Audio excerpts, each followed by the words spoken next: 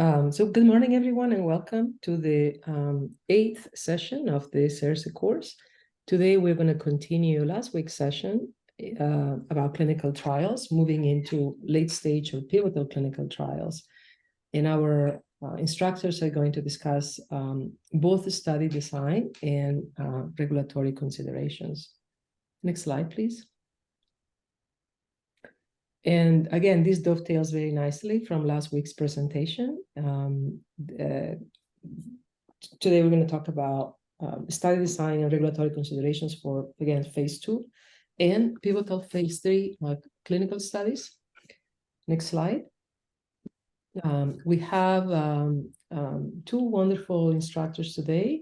Mika is joining us again for a double feature. Thank you, Mika, for coming back to complete the presentation on clinical trials. And we have a new instructor, Connie Earl, that will tag team with Mika on today's presentations. And a few announcements here. Session 6. So we don't have a session next week. But the following week, we will have 2 sessions, right? And those will be, Wednesday and Friday of next week. And then we're getting very close to the end here. Another announcement that I would like to make that is not captured in the notes here is that we've decided to fold the career discussion into the last session, into the last course session. And I think that would be, Nathan, instead of December 8th, it would be the week before. I think it's the 2nd, December 2nd, Nathan? December 1st, that's correct. So so class originally on the course schedule, there was an optional virtual career panel on Friday, December 8th. That will instead take place on Friday, December 1st. So there won't be any class Friday, December 8th. Wonderful. So hopefully you welcome that efficiency. And for those of you that want to join the career panel, it will be in the last hour of that last lecture on December 1st. Thank you, Nathan. And the other update that I was asked to make here is that there's some updates from Mika's slides. So please take a look at the new slides that will be posted in the career website. In the course website. Yeah, thanks, Dolo. Yeah, and everyone. So the revised slides are now posted in the session 8 folder. It says revision 1 at the end of the file, so you download the correct one. Thanks. Wonderful. So, yeah, if you want to follow, you might want to do that now, download those slides. All right. And we welcome Mika again. Thank you for joining us again, Mika. So we probably skip your introduction today, if that's okay with you.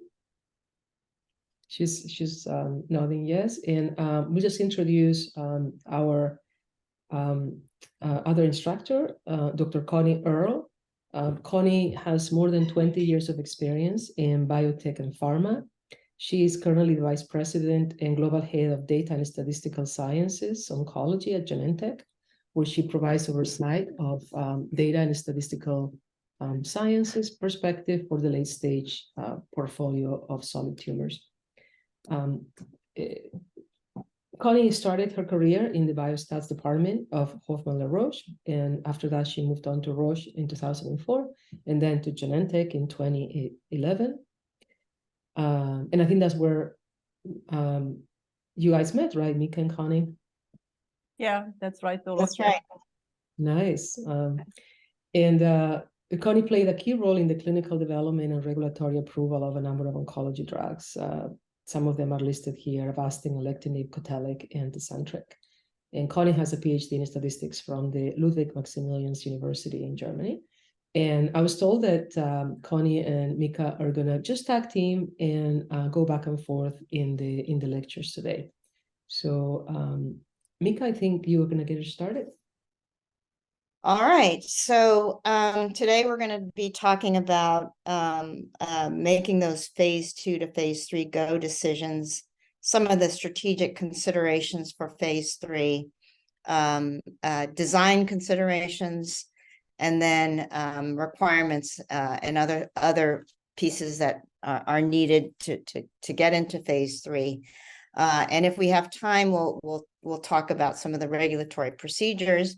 And throughout, we're going to give you some vignettes of examples of successful phase 3 go decisions and not. And so please, we do have, I guess, questions in the Slido, and Connie will try to field when I'm talking, and I'll try to field when she's talking. So let's just skip this.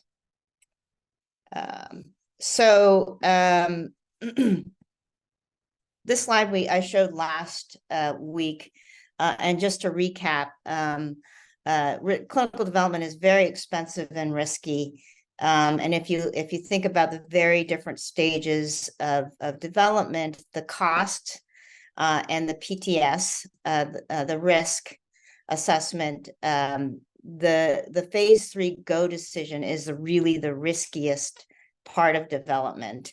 And so you're going to have to take, the bits and pieces of your phase 2 study and try to dissect what's going on in order to one, to make that phase 3 go decision, and then 2, design that phase 3 so you can maximize the likelihood that at the end of the day, you'll have a positive phase 3 that's enough to get approved.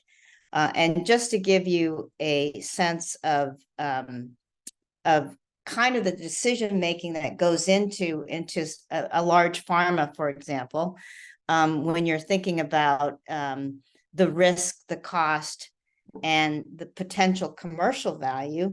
If you take a TPP with here's an example that's worth $1 billion at the end of the day, once you market it, and when you've got a molecule in the preclinical stage, all of the development costs, $200 million. If you look at this first row, the PTS, the collective PTS, multiplying all these things together, is 11%, and your NPV, or your net present value, is 108 million.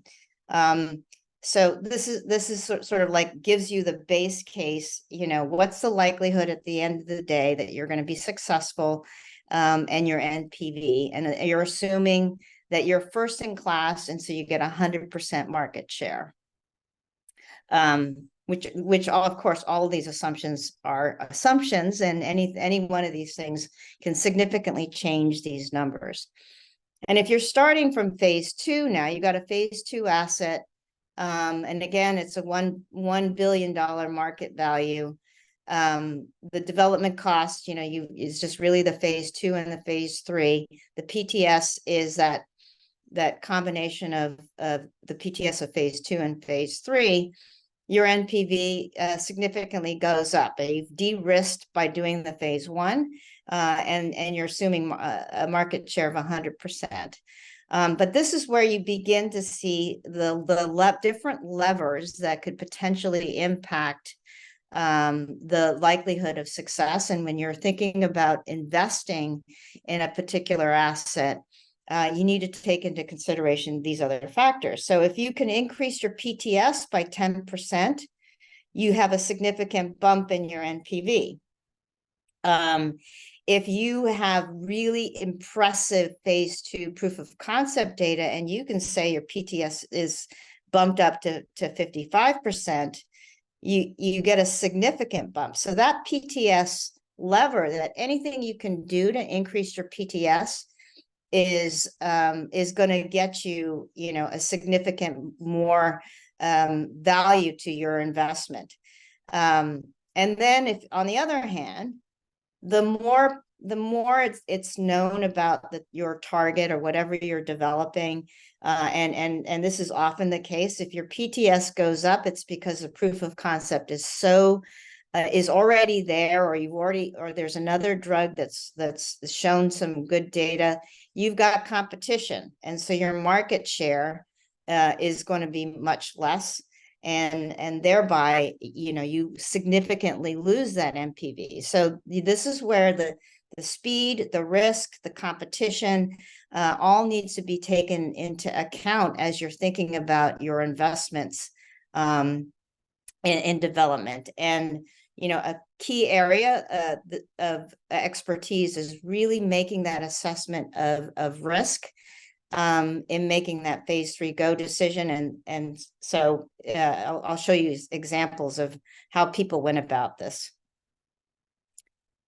So you've got your proof of concept data, and you want to go to phase 3. So what's really important thinking about your phase 3 design is, how confident is the data? Is it a randomized study? Because typically a phase 3 is going to be a randomized study. And so that can potentially be replicated in your phase 3. What's the magnitude of benefit? If you've got a big magnitude of benefit, then you obviously are going to be much more confident that you can replicate at least some benefit in your phase 3. Is the safety okay, and tolerability? What's your therapeutic index?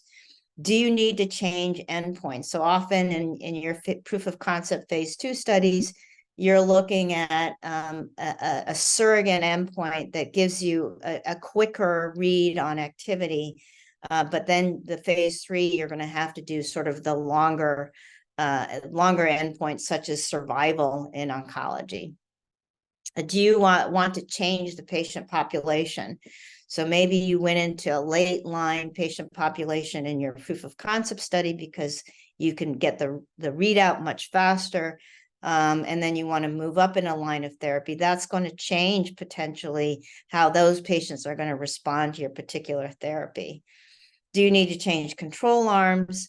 And do you have a biomarker that predicts activity? And as I mentioned last week, any increase in your any biomarker that sort of homogenizes your patient population will increase your PTS for your study. And then are you skipping phase 2? And obviously that introduces significant amount of risk. And then always, does the data reflect the science behind your target? You can feel much more confident that you're recapitulating what you understand about the biology if your data is reflecting that. It makes you much more understanding of potential resistance mechanisms and the way the mode of action of your drug. It should all make sense, and that will increase your PTS. Sometimes it doesn't make sense, but then you have to take into account that that's a risk that you're incorporating as you move into phase 3. So strategic considerations for phase 3, what does your proof of concept data look like? What's the risk in making that phase 3 go decision? The other aspect is, what's the bar for approval? So the bigger the unmet need, there's no standard of care or what have you, or very few options, the lower the bar for approval. And thereby a smaller amount of benefit will get you a potential approval. What's the current standard of care? And are you using a biomarker driven subset? So the health authorities, the FDA, love using a biomarker because it really homogenizes the patient population. And they feel more confident that what your phase 3 study is doing is going to be for those patients only. What's the competition, and do you need to differentiate? Always, and these days, the competition is fierce, and a lot of times you don't even know about the competition, and so this can blindside you as you're thinking about the potential market share that you might achieve, and then out of nowhere comes a drug that's already completed its phase 2 studies. And speed is always really important. Getting there first to market is important, and then if it takes often 2, 3, 4, 5 years to conduct a phase 3 study, and in that short period of time your standard of care can evolve. And the health authorities are going to have to consider that, that you didn't use the right standard of care as your control arm. And as well, so speed is very much of the essence, and especially also for competition. And then what's your budget? What your budget appetite to be able to do something, and that's obviously an important factor. And this slide again I showed last time. The 3 pillars of the strategy. The same goes for any phase 3 strategy. You have your risk, and you have your costs, and you have your speed. And for everything that you think about, if you want to go faster, your trade-off is you're going to probably decrease your PTS, and you're going to increase your cost. If you want to go cheap, then you're going to have to do a smaller study. Then it's going to decrease your PTS, and it's probably going to go slower. And then, of course, if you want speed, then it's going to be very costly. So there are 3 very basic approaches, and this is just a few examples of strategies for phase 3, and I sort of bin them in sort of your accelerated approval, where you want to go as fast as possible. You've got a new proof of concept, a new target, and you don't have proof of concept, and you want to get that. And then your fast follower, where the speed is of the essence, where you've got a lot of competition and perhaps you're behind. Proof of concept is well established, and you need to go fast. So for the accelerated approval, this is a situation where you've run your expansion cohorts or your phase 2 study, and the data are just really very impressive. It's even possible that you may file on your phase 2 study, and when that happens, you're hoping that your phase 2 study is well designed and is without biases, well-defined patient population, etc. We showed an example last week where this was possible. And again, it's also possible if the bar for approval is really low. You have to make sure that you have a sufficient safety database if you're going to take this approach, because often these phase 2 studies are relatively small. And you're going to need to sort of prove out in a general, broader, bigger patient population that your drug is actually safe and the characterization of the safety profile is there. For any accelerated approval strategy, the FDA is going to want to have a confirmatory study. If you're starting out with a relatively novel target, then the key is to really, dissect and pick apart your phase 2 data, look at the science, and make that look whatever data is out there in order to make that phase 3 go decision. And this is where you're trying to maximize PTS. And so you want to make sure you've got the right patient population. You want to make sure if you have a biomarker that you use it, or you look at it in your phase 3 study. A lot of research on how your comparator is going to behave, because the standard of care, how patients respond, do evolve over time. You want to make sure you've got the right size of the study to appropriately meet your TPP. And you may even want to consider a couple of shots on goal, and maybe have 2 co-primary endpoints that will increase your PTS. And also, you always have to keep in mind that you have to have a robust safety plan and a safety database to understand, how well this new target is going to behave. And the fast follower is basically, there's already drugs well underway that show proof of concept, and the main thing is execution. Get your study going, get it well written, engage your investigators, go through get the right investigator sites, and you're gonna need a lot of sites to go fast, and so it's going to be typically costly, but your PTS is very high already. So I'm going to give an example of some of the phase 3 go decisions that happened around the PI3 kinase development, inhibitor development. And so this is kind of old already. And so about 15 years ago, or actually in 2006, activating mutations in the PI3 kinase alpha subunit was identified, and it was found to be very prevalent in many cancers, endometrial, breast, colon, bladder, and others. PI3 kinase was also amplified in squamous lung, ovarian, and colorectal.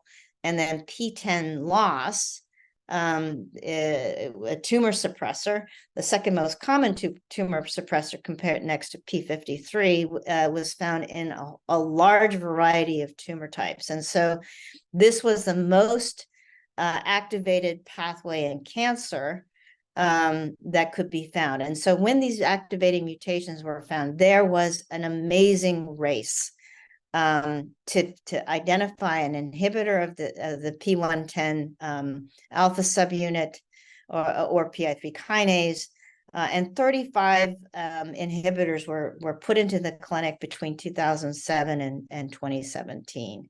And some of those are listed here, but again, there were many more. But the ones that we'll sort of talk about are this set: buprolisib, pictolisib, tasilisib, and alpelisib.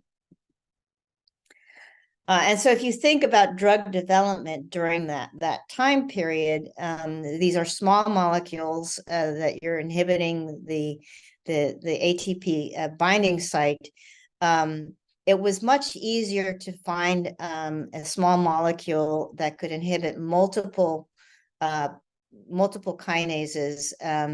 And so there was in the beginning, the first PI3 kinase inhibitors were inhibiting all 4 isoforms of PI3 kinase and mTOR, which is very similar and in the pathway. And then as you got more skillful in getting a small molecule to be very selective, you got all the way to being something that's going to be alpha isoform specific.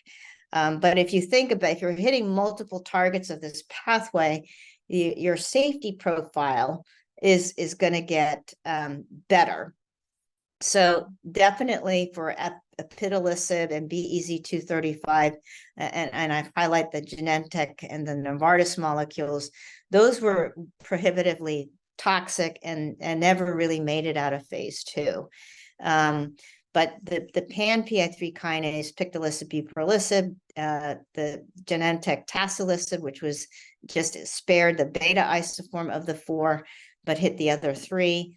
And then the alpha specific Genentech 0077 and the alpelisib, those went into development.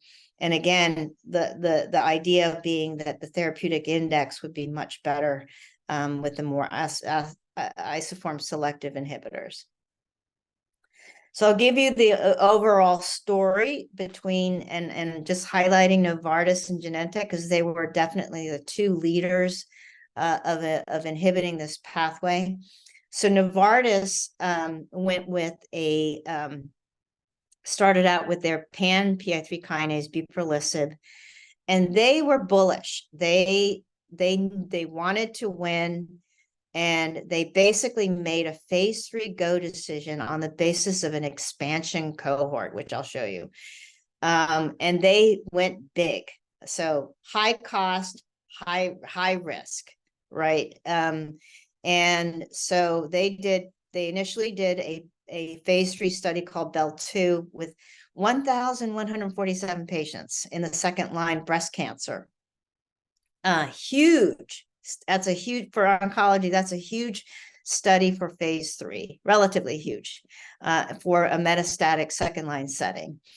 And they quickly after BEL-2 hedged their bets, wanted to get potential approval sooner, and they opened up this third line study, smaller because it's, you know, the time to PFS was much shorter, so you can make that a smaller study.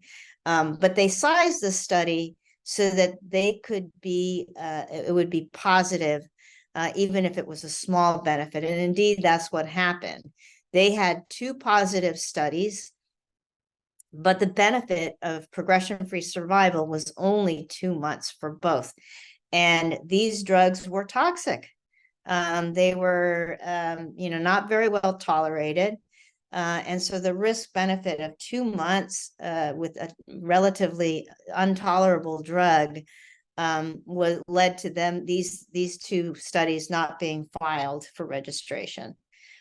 But in the meantime, before the readout of the BEL studies, Novartis had developed this alpha-specific inhibitor. They did, again, hedge their bets. And before they were able to plan their phase 3 study, they looked at the BEL-2 data very carefully. And here they decided, okay, we're only going to do it in PI3 kinase mutants patients. They did look at the all-comers, but the primary endpoint was in mutants, and for them, big investment, ended up at least getting one of these drugs approved. Their PFS was 5.3 months, which was enough. It was still not a very great and well-tolerated drug, but 5 months was enough for the FDA to approve this drug. Genentech, on the other hand, they were more, I would say, careful about the development decisions and phase 3 go decisions. So they, you know, they started out with having pictolisib, and instead of going right to phase 3, they did a randomized phase 2 in the same patient population that Novartis did. And it was just not compelling, and I'll show you that data. So they did not go to phase 3 with this drug. And they did that in part because they had also coming right behind pictolisib, tasilisib, and they skipped phase 2 for this drug and use sort of whatever they can learn from pictolisib. And they did also, based upon this data, they also hedged their bets and looked at PI3 kinase mutants. Was a positive study, much smaller investment overall, because they were able to take the data from this data to be a little more confident in how they're going to do this. Positive, but only 2-month benefit, still really not very well tolerated. And again, this was not filed. Behind tasilisib is GDC-0077. This is an alpha-specific and mutant selective inhibitor, and this is currently in phase 3 studies. So Novartis, and just to give you a flavor of the data for which they made their phase 3 go decision. So this is the expansion cohort that I talked about that they used to make a phase 3 go decision. And it's pretty incredible how bullish they were. They really didn't see any confirmed PRs, but they saw tumor shrinkage, so they didn't last. And this is also in combination with fulvestrant. So you don't know how much of this tumor shrinkage is from fulvestrant versus the combination. But again, they were like, this is such an important pathway. We need to win in this pathway. And so that's when they went to this phase 2 BEL-2. And it was, as I said, the 2-month benefit was just not enough. for them to move ahead. The other thing that they saw in this very sparse data set, that it didn't matter whether you had a PI3K mutant or not. So they, again, without really having a lot of data, maybe not following the science as they should have, did an all-comer study and was negative. Their mutant patients, however, did look a little better, but their primary endpoint was not on the mutants, and so that, again, they didn't file. And I won't go through this, but this is something that you can look back at to some of the lessons learned from this strategy. And then, of course, with their Bell 3 study, they doubled down in a third line setting. I mean, this PFS of 1.8 months, the time to events very short. Again, positive, but not enough for it to be filed. And they did ignore the biomarker again. And remember, they had very little data going into their 2 phase 3 studies design.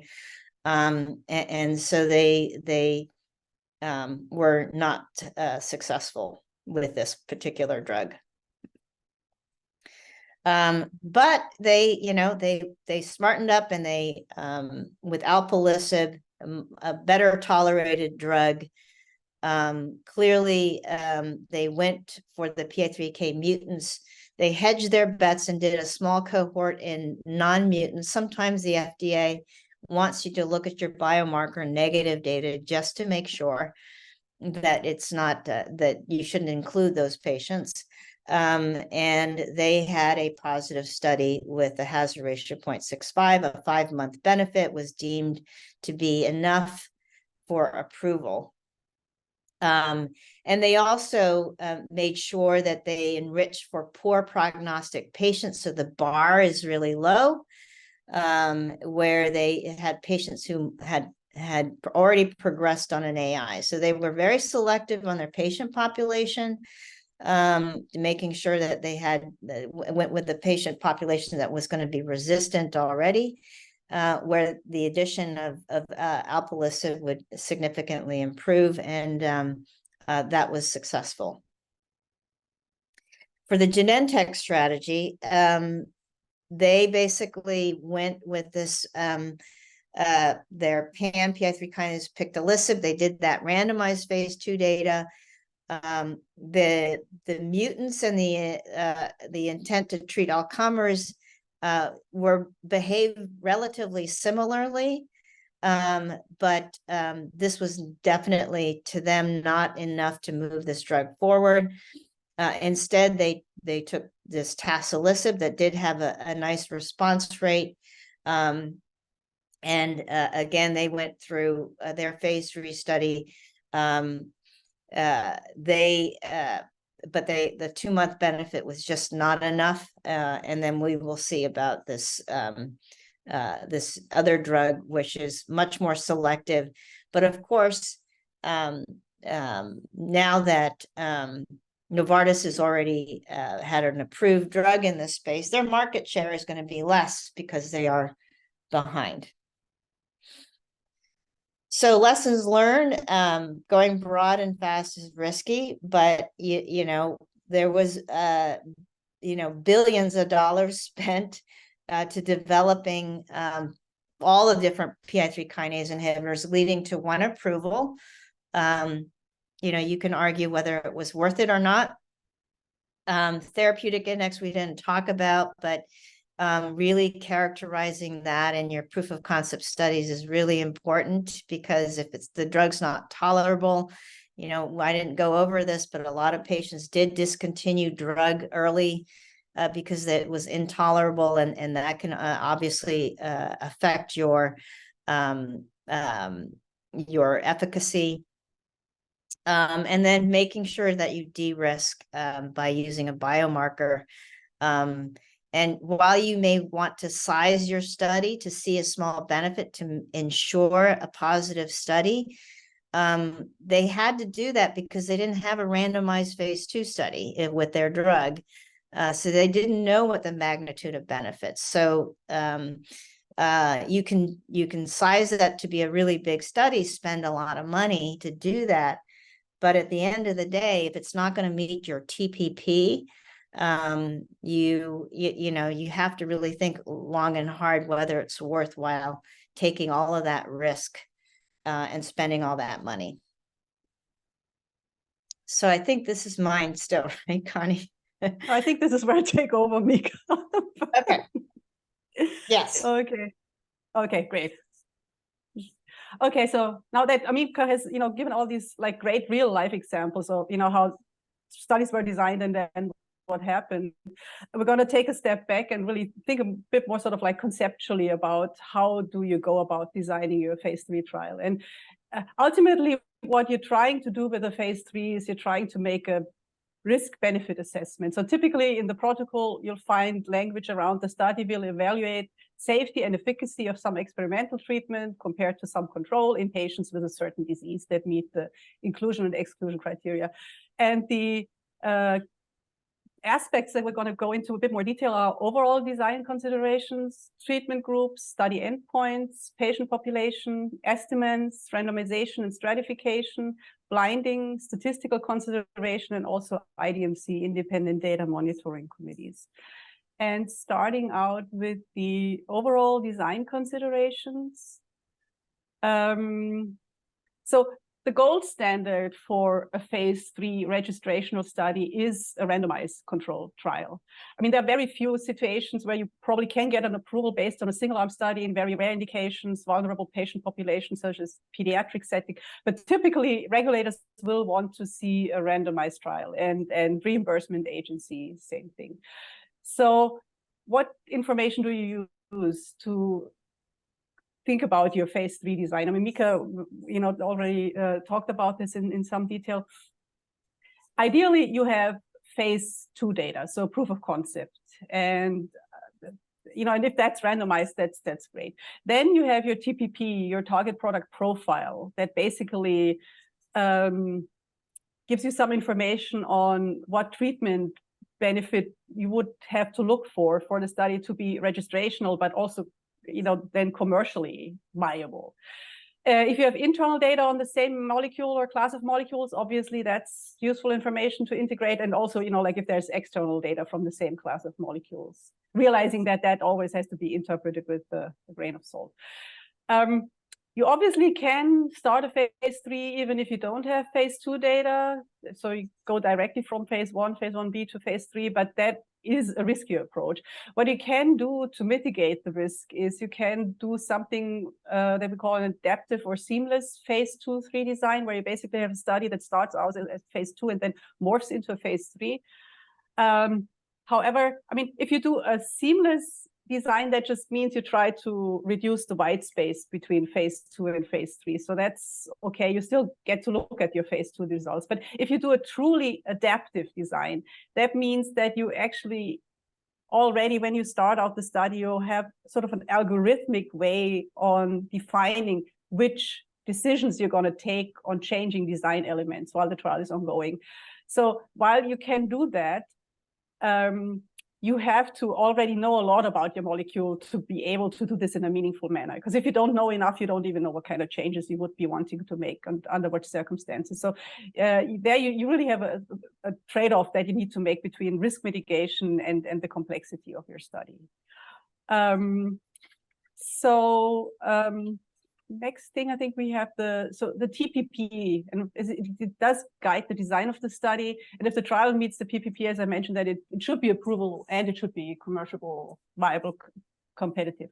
So this is an example for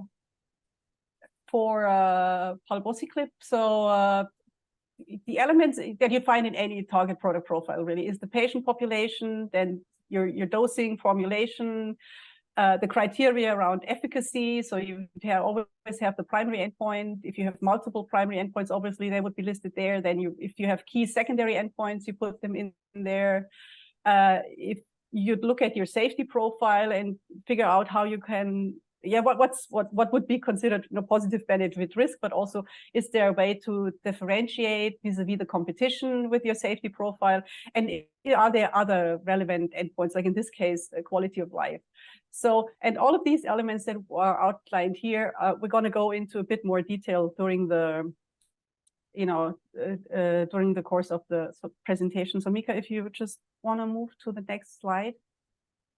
So this is kind of like the same thing, just like, sort of more conceptually. So, and I guess we can just continue to the next one. Really. So. Okay, so treatment groups. So when you think about, designing your phase 3, obviously, you know what your experimental drug is going to be. That's the drug you want to study, the drug you want to get on the market out to patients. But then you have to think about, in a randomized setting, in a controlled setting, what comparator do you use? So, and then there's a number of questions that you just have to consider. Is there an active comparator? So is there treatment available already for this indication and for this patient population? And if so, is there a standard of care that, is like the treatment that's acceptable to physicians, approved by regulators, used by patients? And if so, is this identical in all territories? Because sometimes you find yourself in a situation where there's one standard of care in the US and then another standard of care, say, in Europe. And then what do you do in your study? So, and one option to address that issue is that you do what you call physician's choice. So in the protocol, you allow basically multiple comparators, and the treating physician gets to choose which one he or she will use for a particular patient. And then, big question, can you use a placebo? Because placebo-controlled trials do have a huge advantage in terms of scientific integrity, interpretability of data. So if you can use a placebo, that's always something to seriously think about. And for the experimental arm, so you'll know what the drug is that you want to study, but then are you going to do a head-to-head comparison, meaning your drug versus the standard of care, for example, or is it an add-on strategy, like a targeted antibody plus chemotherapy in oncology versus chemotherapy alone? Do you plan to have more than one experimental arm? So you could do like a head-to-head study and a combination versus standard of care, which then, like from a design perspective, adds its own complexities. And then I think that's an issue that I think is particularly relevant in oncology is whether you allow crossover or treatment switching at a certain predefined point in your study from control to the experimental arm. So that's like, I guess the main considerations around the treatment groups. So now the next topic are study endpoints. So each study will have a primary efficacy endpoint. Typically, there is one, or at least one. Sometimes you have multiple. So that's what we call co-primary or dual endpoints. So you would do that, for example, if you have an endpoint that takes a long time to read out, you try to have a second endpoint that reads out earlier. Or you can also find yourself in a situation where regulatory requirements between territories are different. So you'll have one endpoint that allows you registration in one country or territory, and then the other one in the rest of the countries. So and then you'll typically have a bunch of secondary endpoints. These are other important efficacy endpoints, but they're not part of your primary testing hierarchy. But these secondary endpoints, you typically also want to include them in your label, in your in sort of like the patient information. And then you'll probably include a number of exploratory endpoints that are not part of an official testing hierarchy. And then you'll always have safety endpoints. And then you can have other endpoints that can also be secondary, exploratory, or potentially even primary, depending on what you're studying. So these are P-core endpoints, patient-centered outcomes research endpoints, quality of life, PK, pharmacology endpoint, pharmacokinetics endpoints, and then biomarker endpoints. So that's all like the gamut, I suppose. And how do you go about choosing your primary endpoint? And I've listed here or presenting here a quote from ICH, International Council of Harmonization, E9, the Statistical Principle for Clinical Trials, which is a bit of sort of the, I don't know, the Bible of drug development, if you will.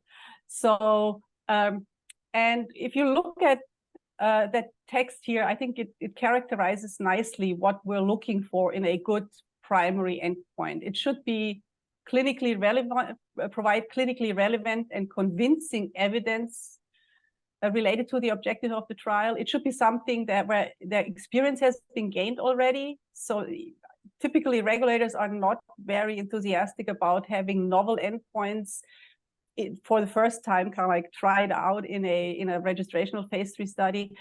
And they should also be providing a valid and reliable measure of clinically relevant and important treatment benefit. So they need to be clinically relevant, they need to be something that's tried and trusted, and they need to be, providing a measure of benefit. Typical types of endpoints are in oncology, again, time to event endpoints. So you would have something that occurs over time as you observe the patient on the course of treatment, progression-free survival, overall survival. But you could also have a categorical endpoint, so like a yes and no, for example, response, or a continuous endpoint such as pain on a visual analog scale, change from baseline in blood pressure or body weight, if you will. And yeah, so that's kind of like, how you think about looking for a good primary endpoint for your trial. And then on the next slide, we have some additional considerations around endpoints, also related to how regulators will view your study in terms of, is this something that's suitable for a full approval or accelerated approval, as Mika has talked about earlier. So a full endpoint, which leads to full approval, means that the endpoint measures clinical benefit directly. That means sort of whether people in a trial feel or function better or live longer, sort of like it's gold standard. Does a patient feel or function better, or do they live longer? And then you can have surrogate or intermediate early endpoints that are a substitute of a direct measure of how a patient feels, functions, or survives. And they come into play when you have clinical outcomes that can take a very long time to study. For example, in the adjuvant disease setting in oncology, where, fortunately, patients, tend to live a very long time. So you look at disease-free survival as an earlier endpoint. Or in cases where, you have a really clear understanding of the relationship between the surrogate endpoint and how this translates into clinical benefit. If you have a surrogate endpoint that is fully validated to reflect the efficacy of the full endpoint, it actually can lead to full approval. So you can have a surrogate endpoint that leads to full approval, but these are rare cases.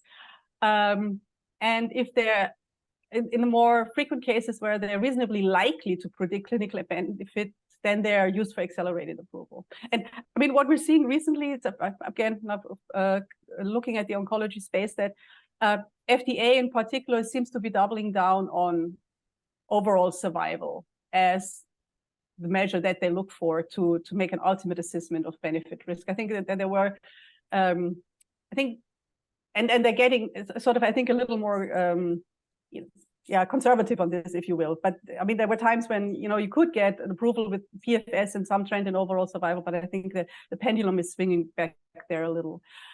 So other considerations is like, you obviously want an endpoint that's considered clinically relevant by the physicians and the patients, needs to be accepted by regulators, ideally in all territories.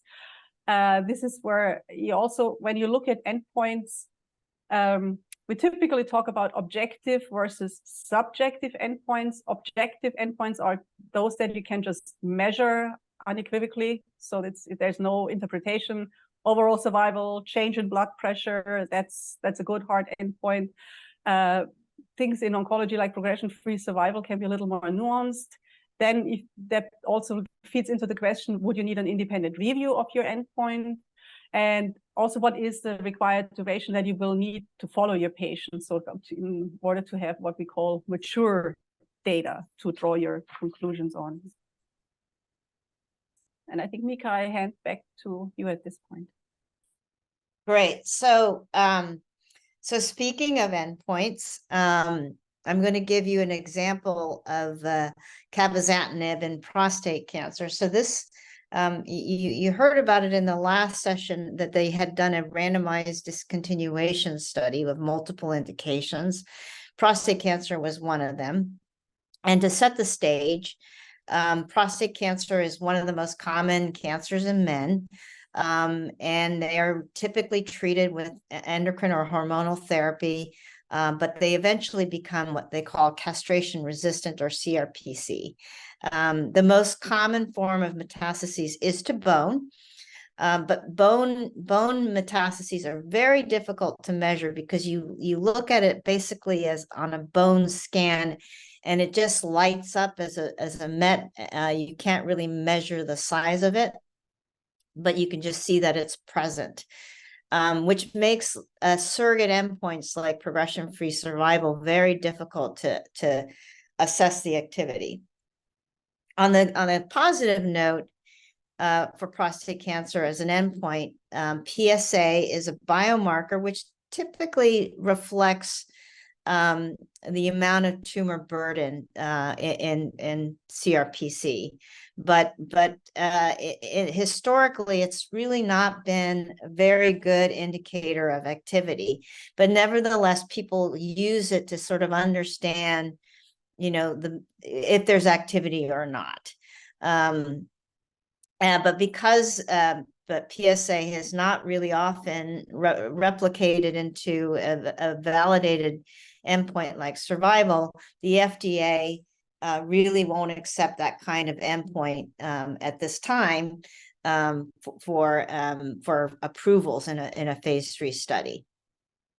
So with that background, cabozantinib is a multi-kinase inhibitor hitting MET, VEGF3, VEGFR1 through 3, RET, and AXL.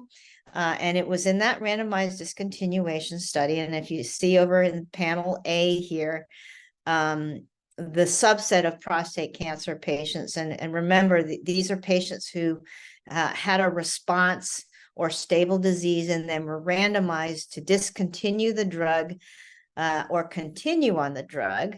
The numbers are very small, but the hazard ratio was 0.12 for those who seemed to have some amount of activity and they stopped the drug. They then rapidly progressed. So they were very encouraged by that. And so they amended the study, and then they allowed for all, based on this data, they allowed all patients, instead of randomizing to stopping the drug, they just said, okay, you all are going to get it. We're just going to make this one big expansion cohort. And in the subset of patients who had soft tissue disease, so soft tissue metastases can happen in prostate cancer, but it's not nearly as common as the bone mets. So this is a subset of these patients, and they had a response rate of 72% in soft tissue. And I'll just add one other note. Soft tissue mets in prostate cancer are often nodal disease, and nodes are, especially if they're like matted lymph nodes that are involved, it's really hard to measure in terms of a tumor shrinkage. The other, while despite this encouraging 72% response rate in this subset of patients, they didn't really have PSA responses. So that was definitely kind of odd. But when they looked at the bone scan, and you can see on this panel here, each patient pre and post, and you can see the number of black dots, or the intensity of the dots, became significantly less. And for some patients, it looked like it almost went away completely. And this was really remarkable. I mean, you don't really see that in prostate cancer. And so given all of this data, Exelixis was the company, and they decided to go to phase 3. And of course, they had to use the survival as the endpoint. It's the only thing that the FDA would accept for this disease at that time, I should say. And the primary endpoint was not met. I mean, was, hazard ratio of 0.9. So really no benefit. Interestingly, the progression-free survival looked very interesting in that the hazard ratio was 0.48. So they were encouraged. But the other thing to keep in mind is this is progression-free survival, hard to assess in this disease, as I mentioned before. And this is an unblinded phase 3 study. So you don't know if there was some introduction of bias here on a physician or investigator calling this progression or not. And so that's the other factor to think about. But Exelixis was still, really encouraged by the totality of the data. And they tried again to do a phase 3 study looking at pain reduction. And they did this because years ago, mitoxantrone was approved on the basis of pain reduction. And to give you a flavor, the reason why that was approved, because there was really nothing available at that time for prostate cancer patients. So the bar was very low from a regulatory perspective, that they, this is that they approved, this is decades ago, that they approved mitoxantrone, which we know today probably doesn't do a whole lot. But nevertheless, it got approval back then, and on the basis of pain, and using that as precedence, Exelixis thought maybe we can do pain reduction on this. And so they did COMET-2 phase 3 study, and unfortunately that study, this is looking at pain, was maybe a little bit better, but with cabozantinib, but not enough for regulatory approval. So unfortunately, this never got approved in prostate cancer. So lessons learned. There was no real control in the RDT, in the randomized discontinuation study. So really hard to make a comparison with placebo. Really had a mix of patients. I didn't mention this before. Patients who had chemo and didn't have chemo prior to coming on. Responses were impressive. But responses are difficult to measure, and really strange that PSA did not have a decrease in these patients. And while PSA is not a great measure for activity, if you don't see any PSA response, you really got to wonder what's going on. And so at the end of the day, it's possible that Cabo actually does something to interfere with the bone scan tracer that made uptake difficult, which is probably part of the reason why they saw these really impressive. I mean, I remember seeing them, and it's very impressive. But at the end of the day, this is not a drug for prostate cancer. But there's a happy ending for Exelixis. It is currently approved for renal cell and hepatocellular carcinoma. So the patient population is one of the considerations of your phase 3 study. And this is really has a significant impact on your label and reimbursements. So generally, what you put in your eligibility criteria of your phase 3 studies is the most likely thing that's going to be put into your label. So if you exclude patients that have, A, B, and C, the likelihood that those same exclusions are going to be in your label is going to be there. So you have to be very careful about your eligibility criteria in your study. On the other hand, again, as you've been saying over and over again, you want to select for patients that you think are going to benefit most to increase the PTS of your study. So this is a balance that you need to do this. And in general, the population on your control arm should match the label. Doesn't always have to, but in general, it should be.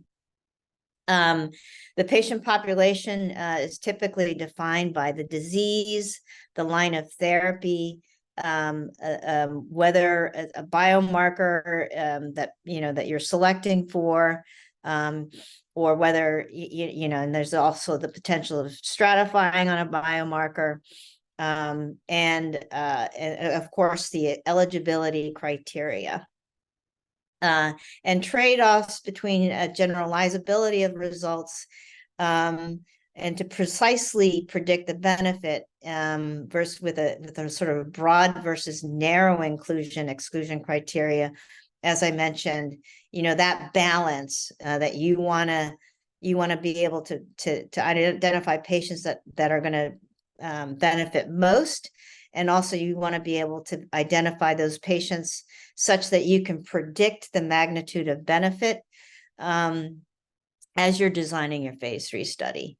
And then more recently, the FDA in particular, as you move into phase 3 studies, really want a diversity plan for inclusion of underrepresented racial and ethnic populations.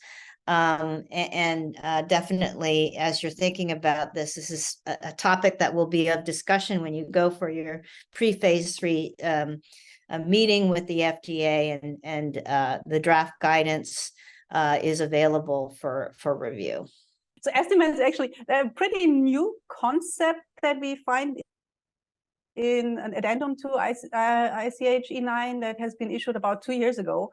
And I think what it's trying to do is acknowledge the fact that even if you have all the pieces of your trial design figured out, like the patient population, your primary endpoint, how you're going to statistically estimate your treatment benefit, there is still like a broader conversation at trial planning stage required to make sure that you really, you've thought well through how you're going to look at whether you actually have an efficacious treatment. So central question for drug development licensings are to establish the existent and to estimate the magnitude of treatment effects. And an estimate is a precise description of the treatment effect, reflecting the clinical question posed in the trial objective, and summarizes at the population level what the outcomes would be in the same patients under different treatment conditions. So basically, I mean, if the patient receives the active treatment, what is the benefit compared if that same patient conceptually had received control? And I'm not going to go into too much detail here. I mean, typically the statisticians on the team will drive the discussion, but what the estimate addendum is trying to do is improve the planning, the design, analysis, and interpretation of clinical trials so that clear clinical trial objectives can be translated into key clinical questions by defining such suitable estimates. And they should be defined and explicitly specified in the clinical trial protocol. So they are going to become an integral part, really, of how you think about designing a study. So on the next slide, we list the 5 attributes that typically go into defining your estimate. There's obviously the treatment of interest and the comparative treatment as applicable, the patient population, so things that we talked about, the endpoint, the variable required to address the clinical question.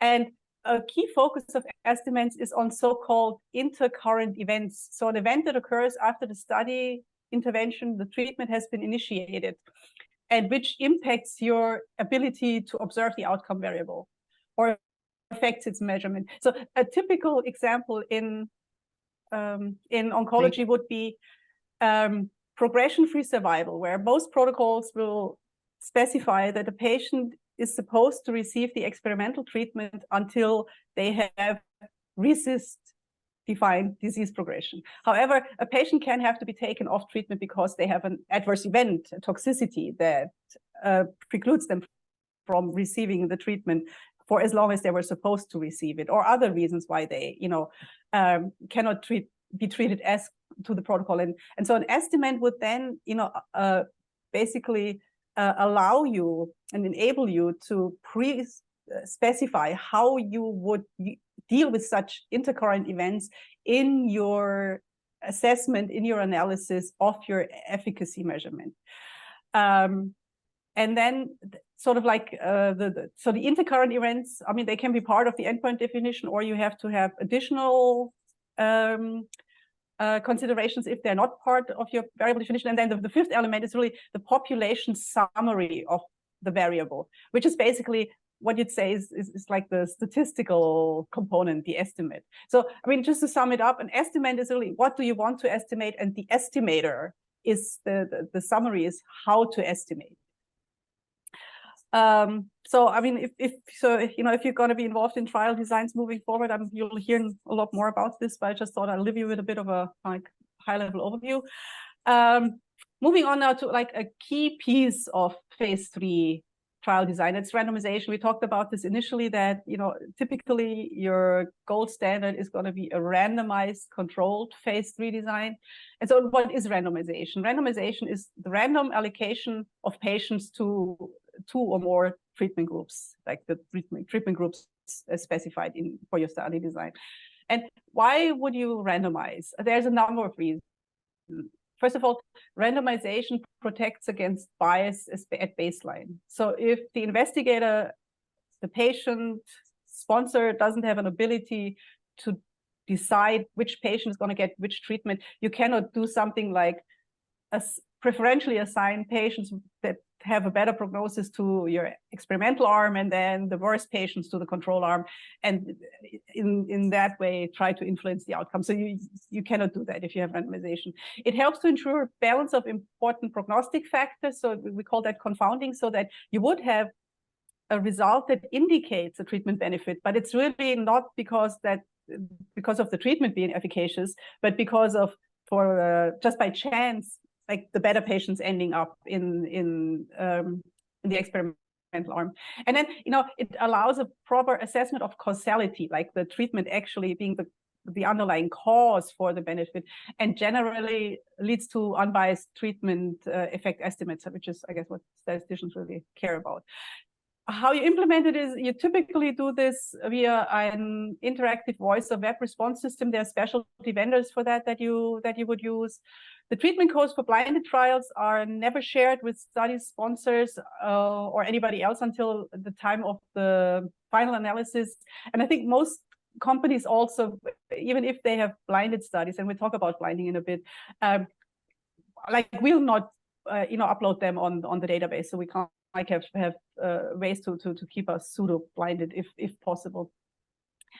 For efficacy analysis, the patients are typically grouped as randomized, and you could say, well, yeah, that's obvious, but sometimes you have medication errors. So a patient is randomized to active treatment, but by a mistake receives control arm treatment, or vice versa. And in these situations, you would analyze them as per their randomized treatment assignment. It's called the ITT principle, as per ICH E9, or in the estimate language, you would call this the treatment policy.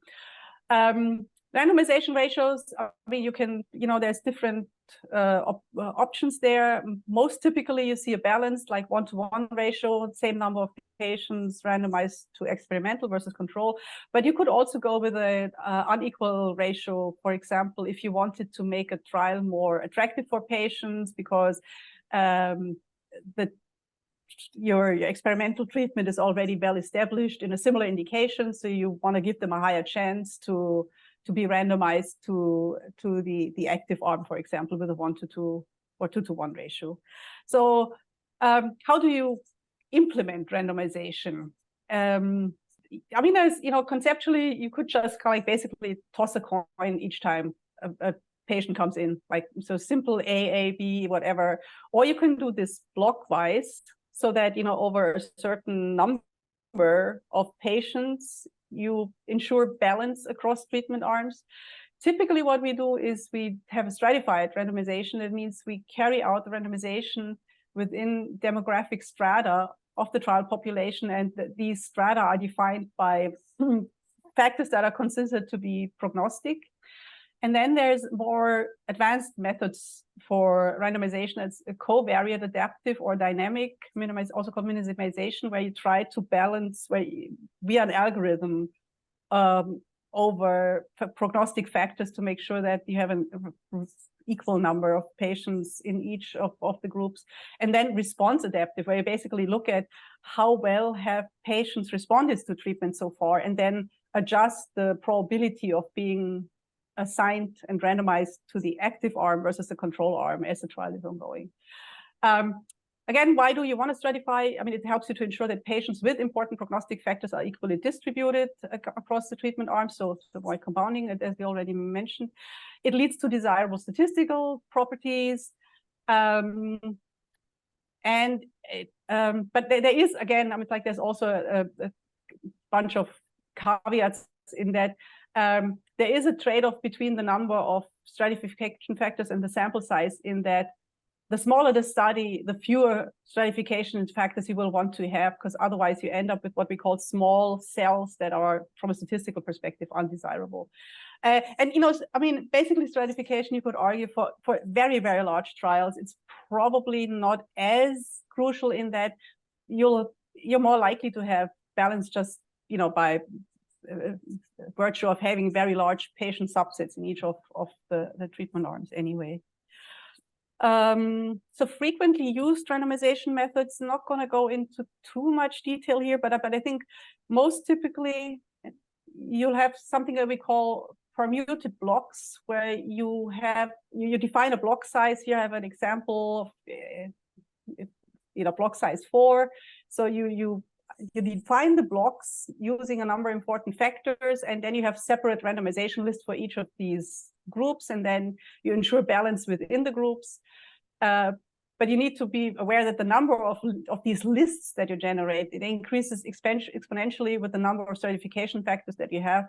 So you want to, what I just talked about, you want to be mindful about balancing your number of stratification factors with your sample size in the trial to you know, find sort of like the sweet spot there. Minimization is a bit more of an advanced approach, where you try to achieve balance between the number of each patient's treatment group over a number of pre-specified factors.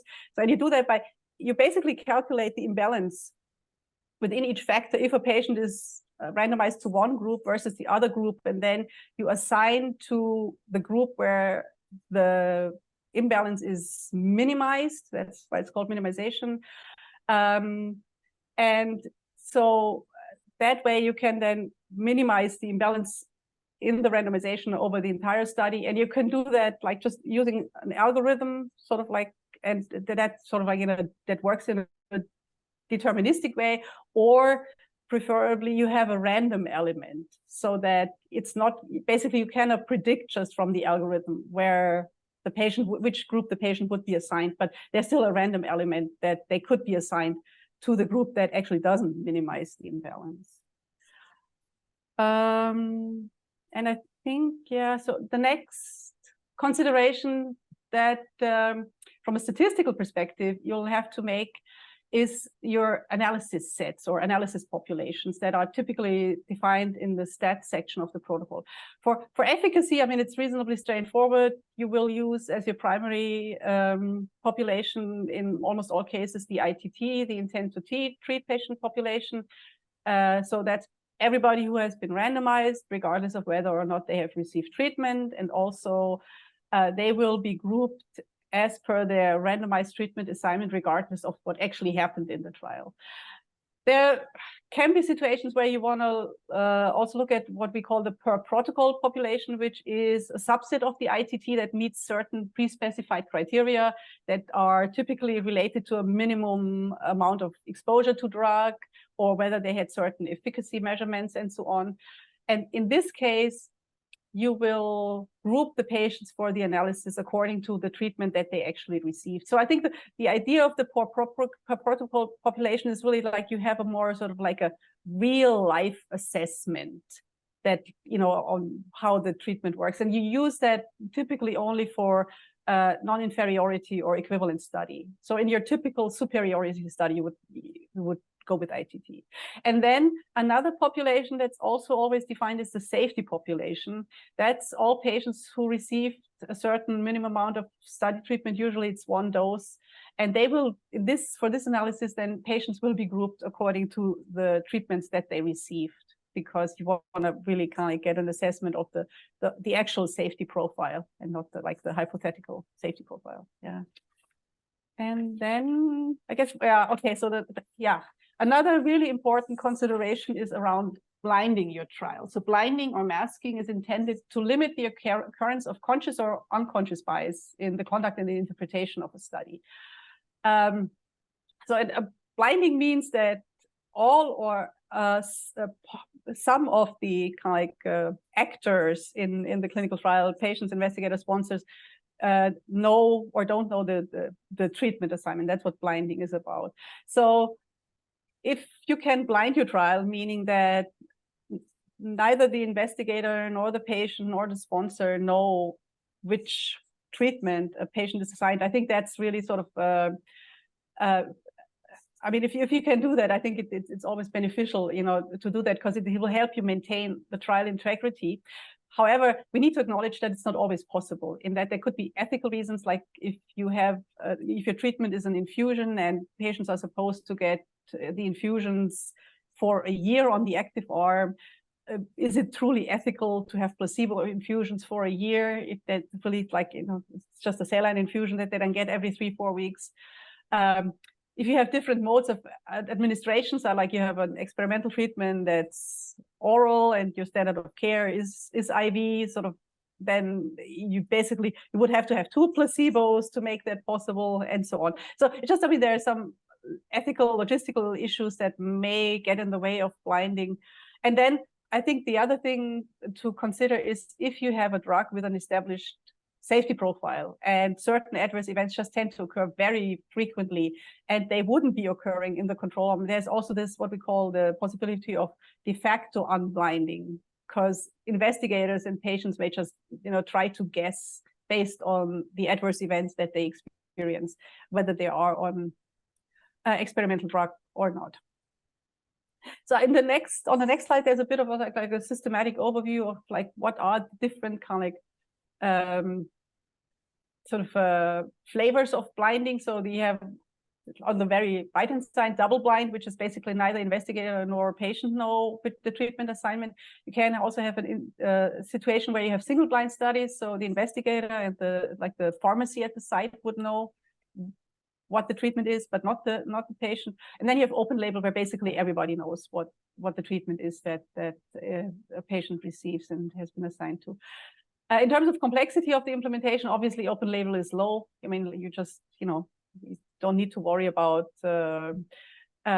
placebo or, masking what drug patients get. But it comes with a higher risk for trial integrity and interpretability, whereas for blinded studies, you have a higher complexity, but then a lower risk for trial integrity and interpretability. And, and sort of when we talk about the risk for integrity, it's really, I think that, that there's a host of factors that come into play. One is obviously how the patient, when they know what treatment they're on, how they, how that changes their attitude towards the treatment, but also impact on study conduct at the site by the investigator, by the nurse, but also on the sponsor's side, where, you could say maybe this impacts how we do data cleaning.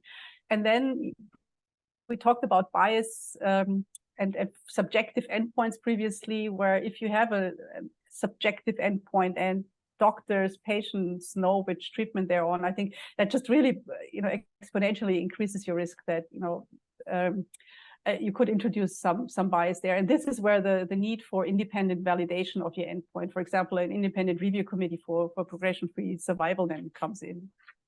Yeah, so I'm going to talk a little bit about sort of, understanding proof of mechanism and potential biases that can happen with this example of iniparib.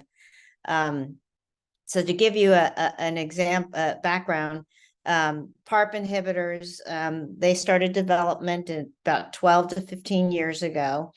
and nipperib was the first one in the clinic. And the way PARPs work, the MOA, mechanism of action, is it inhibits poly ADP ribose polymerase and is synthetically lethal in mismatch repair defect cells. So it causes the cells to die if you put this inhibitor in there in cells that have this mismatch repair defect. And that is exactly what BRCA mutant, what happens in BRCA mutant tumors. And so triple negative breast cancer at the time, and still is a huge unmet need, and it's the worst prognostic subset for breast cancer. And typically, many of the BRCA mutant tumors in breast cancer happen in triple negative. So you enrich for that particular biomarker. So nipperib went into the clinic, and they did a randomized phase 2 study with combination with chemo. They saw a very impressive hazard ratio of 0.59. And this was an unblinded study. The response rate was 52 versus 32%. It was a relatively small study for phase 2. I mean, it's a typical phase 2, but phase 2s are small. And the subset of BRCA is sufficiently small enough that you really can't get a read on those. And they did not stratify for that as well.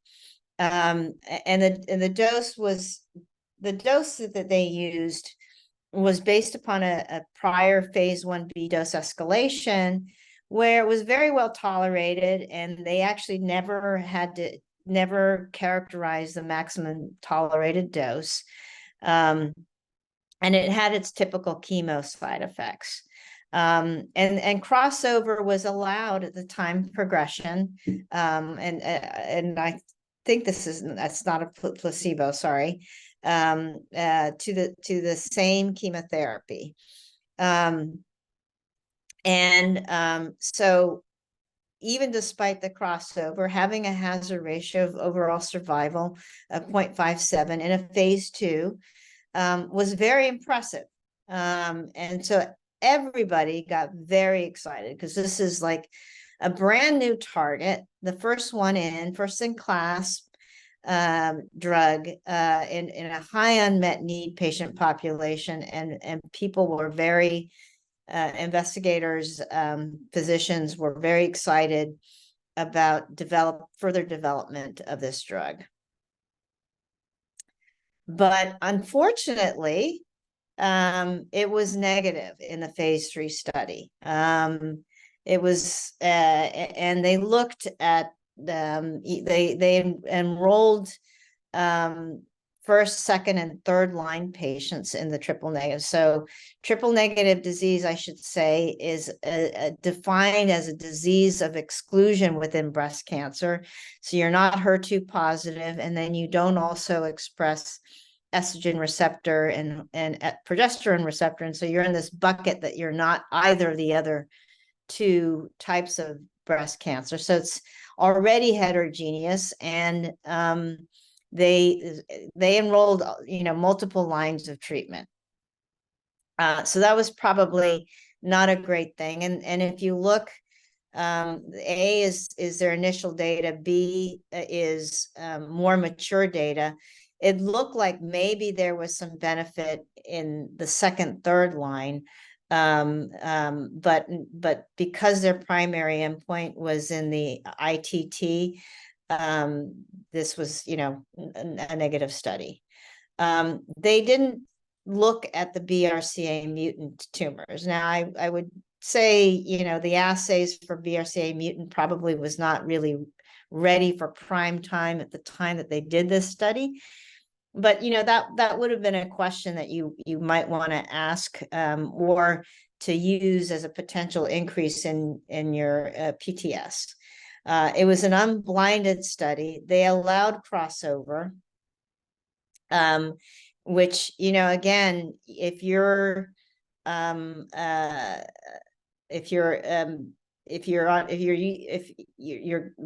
crossover at time of progression, then, and you're unblinded, you know, and you want to get the experimental drug, you can see where bias can be introduced. And then in hindsight, Iniparib did not demonstrate real pharmacodynamic modulation of PARP in phase 1. And so people were actually questioning whether it actually inhibited PARP. And so mechanistically, you know, is this really proof of concept for PARP? And it's a critical question that you want to be able to answer before you make a big phase 3 decision. But, you know, obviously people were just very excited about the phase 2 data, that they had a very high confidence in the phase 3 study. But the collective pieces of risk that they incorporated in this shows you that, you know, that sometimes you can get it wrong. Today, you know, now that we have more PARP inhibitors are improved. We know today that PARP can't combine with chemo very well. So due to safety.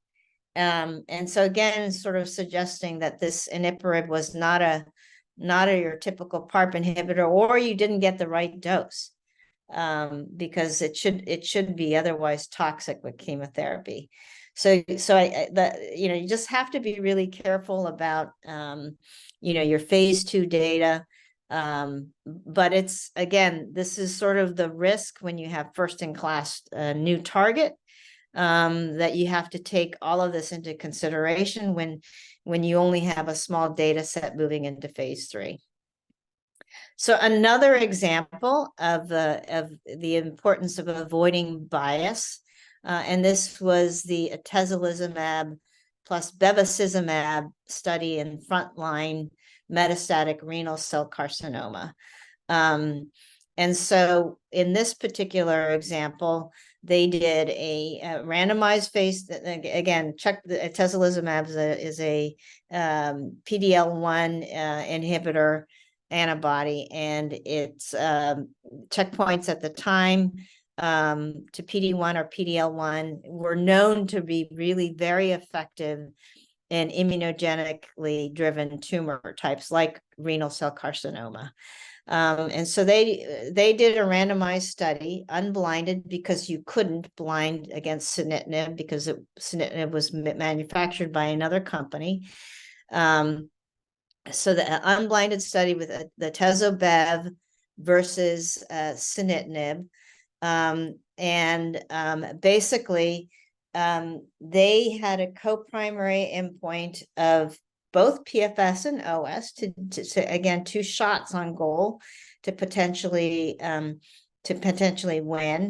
The PFS usually reads out first, and they had specified that the PFS would be by investigator assessed, and you just heard from Connie that if you have a softer endpoint, most likely you're going to want to have an independent review as your primary endpoint, but Genentech did specify investigator assessed.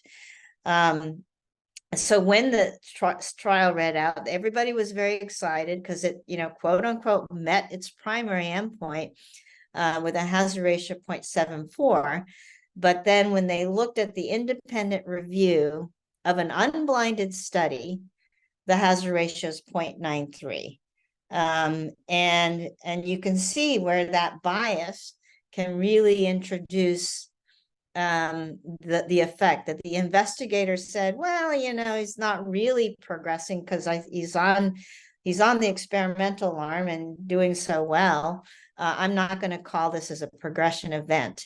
And so you can start to think about where the integrity of this study was significantly compromised by one, having the primary endpoint not be an independent review, and the nature of being unblinded.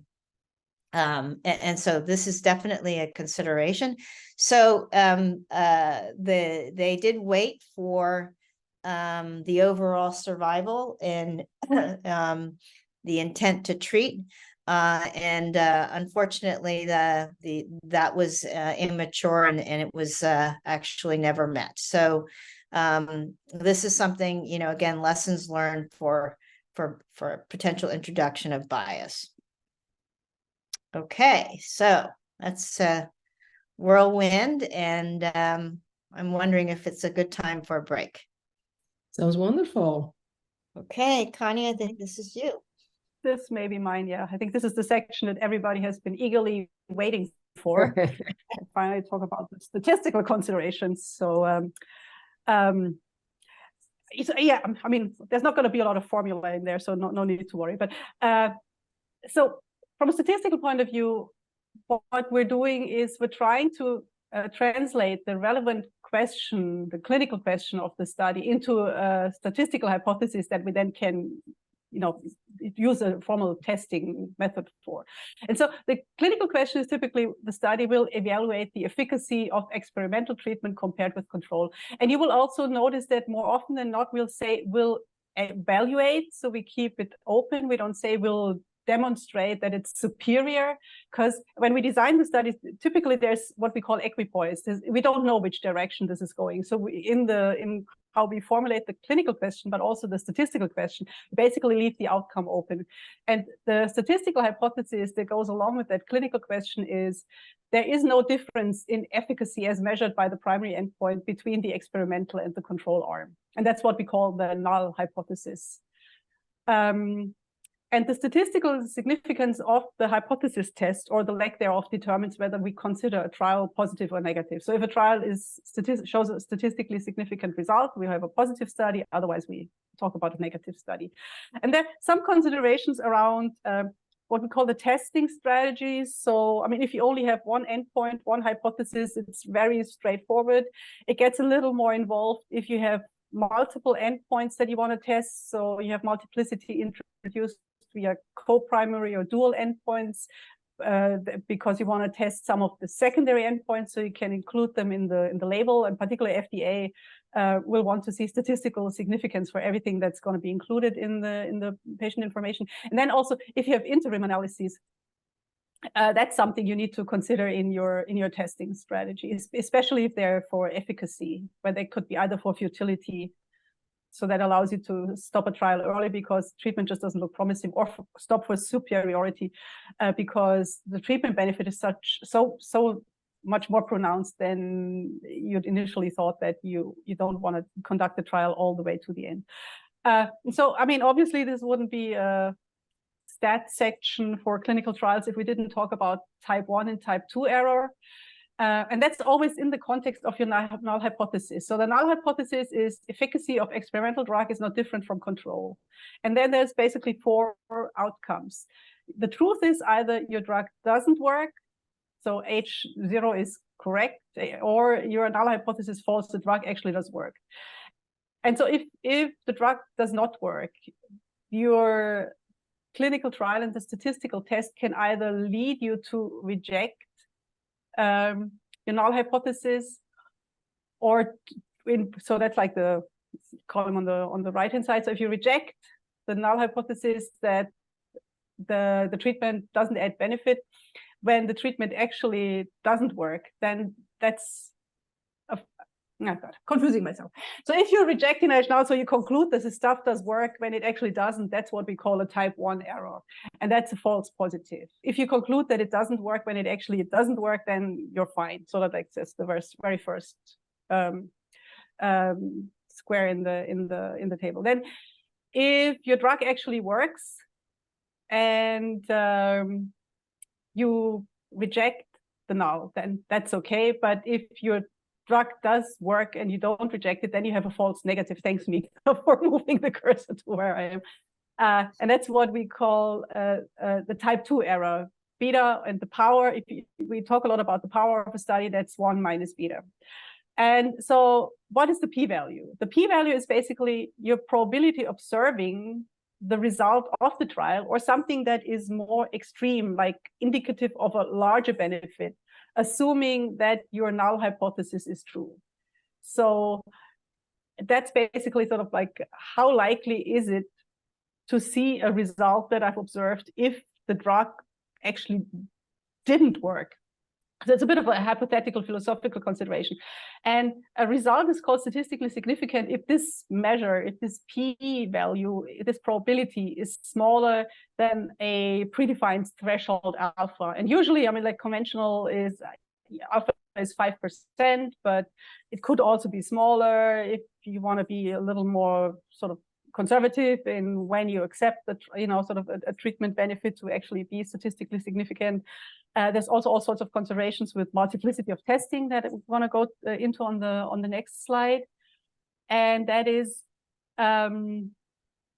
sort of multiplicity of testing. What is it? Why should we worry about it? I mean, multiplicity of testing, when I talk about it, it means that there is more than one statistical hypothesis that will be formally tested in a study. That is a situation where you have more than one primary endpoint, where you want to test for statistically test for secondary endpoints, and when you have interim analysis. These are sort of like the typical situations. And conceptually, multiple testing is kind of like you have multiple shots on goal. So if you tested all of these hypotheses individually at your alpha level, say 5%, then the overall probability that you will make a wrong decision is going to be much larger than the 5%. So, and this is why we look at a trial and all the tests within the trial as an entity.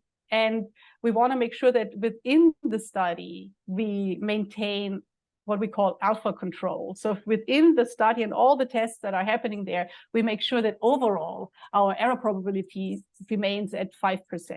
And this is where you have to employ certain methods to control your overall type 1 error. We call that alpha adjustment. And you can do that by splitting alpha between endpoints, using alpha spending functions, doing hierarchical testing. So you have a pre-specified sequence of your hypotheses, and you work through them one after the other, and you stop when the first time when a test is not statistically significant at the pre-specified level. So there's a bunch of things that you can do. I mean, it's not an insolvable problem, but it's something just to be aware of when you figure out your statistical strategy for a study. And on the next slide, I'll talk a bit about sample size. So that's the question about how many patients should we enroll into a clinical trial.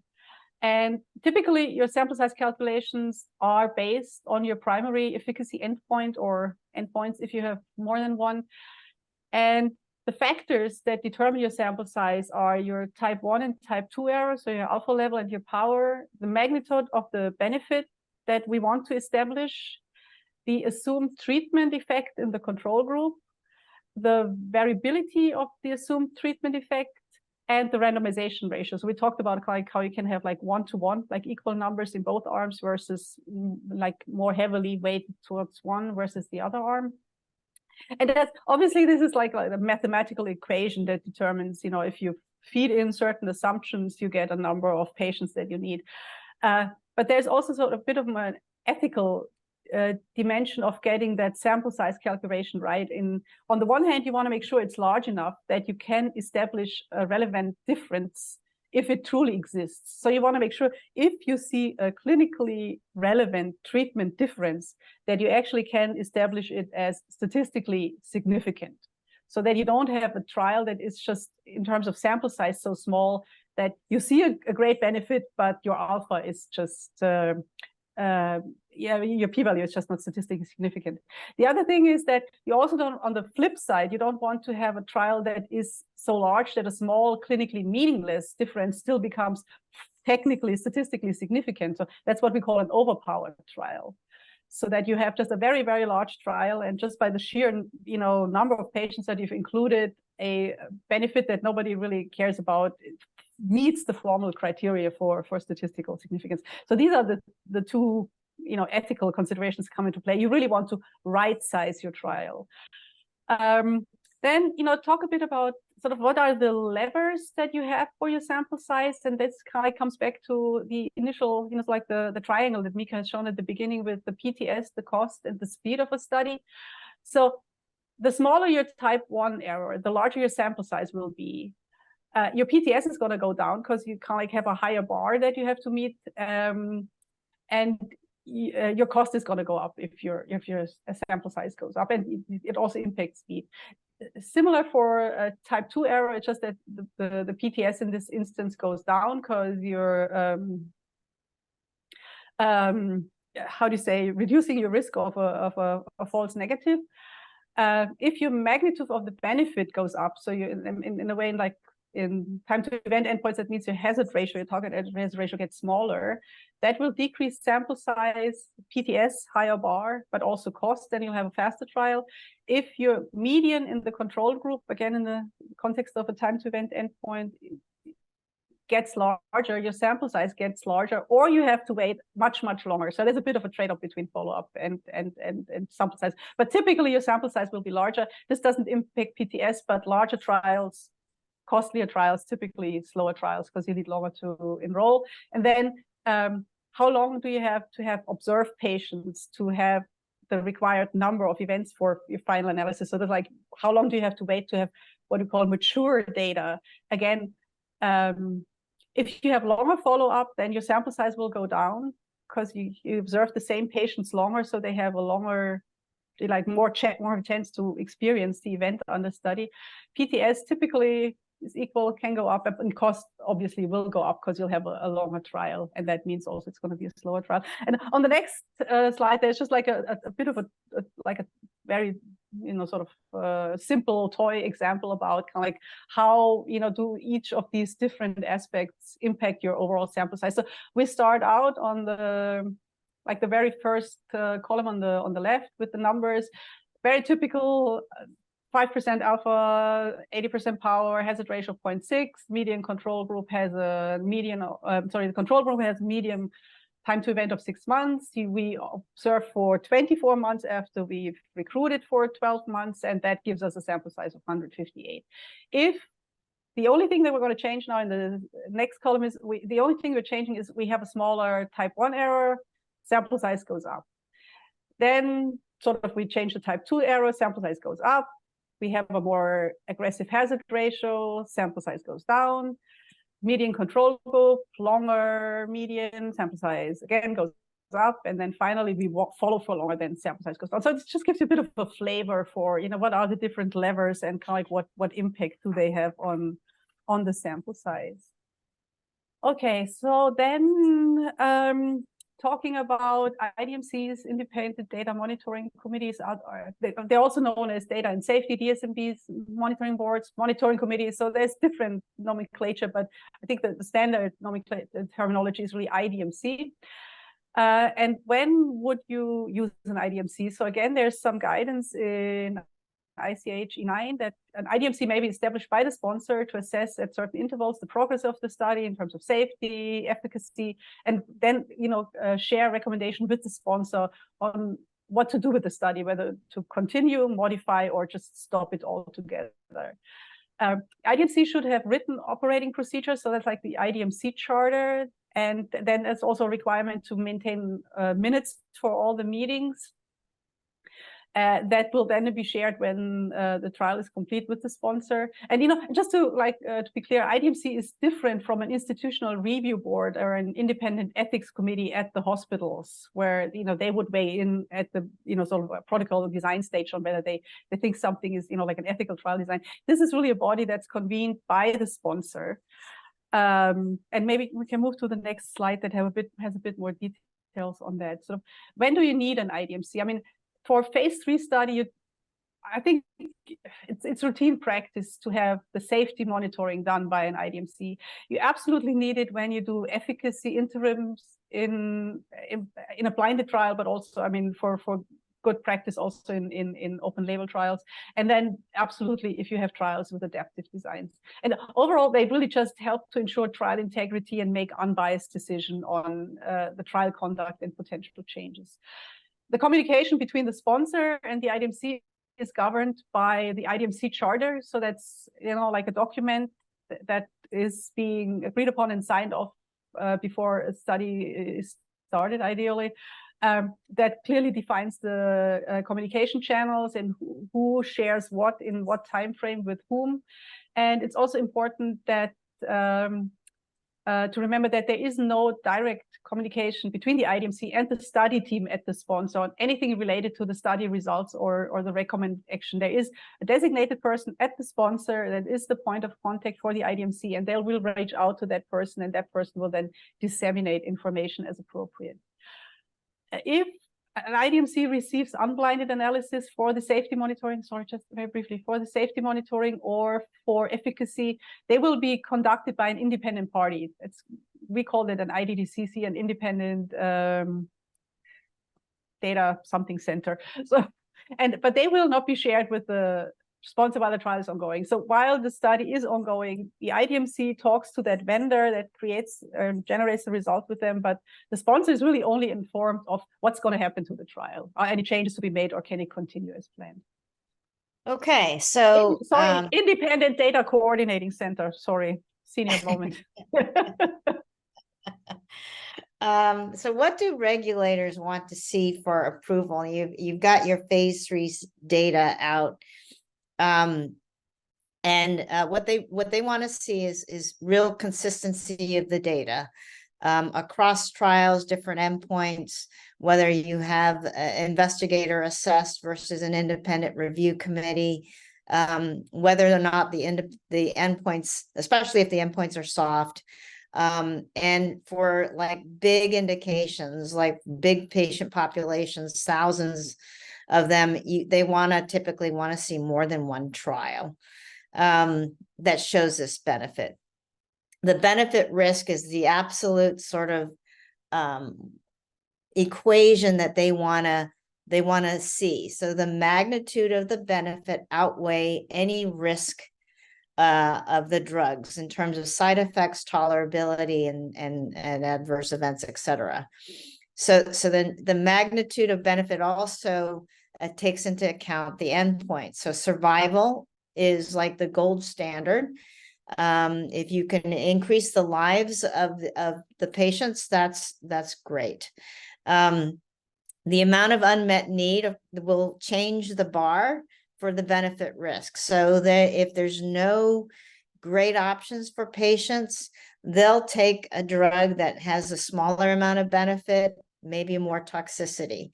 And then they also want to make sure that you have what's called a REMS, or risk management and mitigation strategy, in place. So this is a way that once the drug gets out there into the hands of physicians, that there is a way to be able to make sure that toxicity and adverse events are being captured, and how you're going to mitigate if they do start to uncover safety signals that may need to cause adjustment to even your label in some cases. The unmet need is an important part of the balance again. So there's more flexibility on the magnitude of benefit if you have fewer options. Certainly any lack of bias, that it's a very well-designed study, preferably always double-blinded with really great endpoints, independent reviewers, all of that Connie talked about, as well as the integrity of data collection. There's definitely some clear SOPs that the regulators want to see companies follow for database management. And then, if you're amending your study all the time, you're changing eligibility criteria, you're changing whatever, sample size, these things may introduce bias. They want to see that you don't have a lot of these amendments.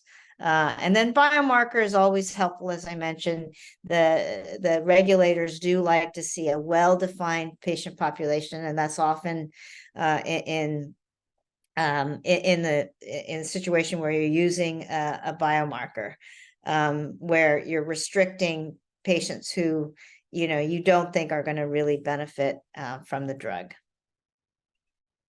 So we're going to give an example of atezolizumab, again, the PD-L1 inhibitor, and bevacizumab Avastin in hepatocellular carcinoma, and how Genentech mitigated risks of skipping phase 2 with going to phase 3 in this disease. So the background is that there was some emerging data, but no approved therapies at the time for PD-1, PD-L1 in hepatocellular carcinoma. And the combination, it was thought, with an anti-VEGF like bevacizumab may be synergistic.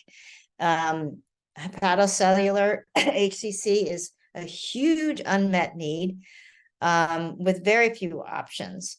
And so in order to move quickly to phase 3, because the checkpoint inhibitor space was just very competitive, they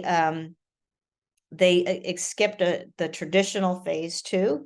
And what they did was they instead did a mini randomized phase 2 on an ongoing phase 1b combination study. So this was a multi-indication phase 1b where hepatocellular was one arm of that particular study, and they amended that study to add this arm F, this in frontline HCCs, and randomize between atezo-bev and atezo. And again, the question being, does the addition of bev give you any additional benefit with this in this particular disease?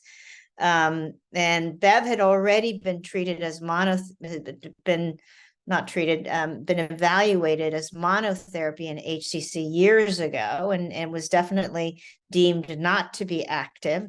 So they didn't bother with that arm, but it was important to do some kind of randomization because you need to understand contribution of parts.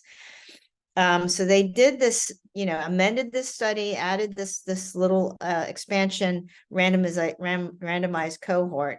And they were very happy to see that indeed, yes, there is a significant benefit, small numbers, but it seemed to be a nice benefit based on PFS for this arm F when it read out.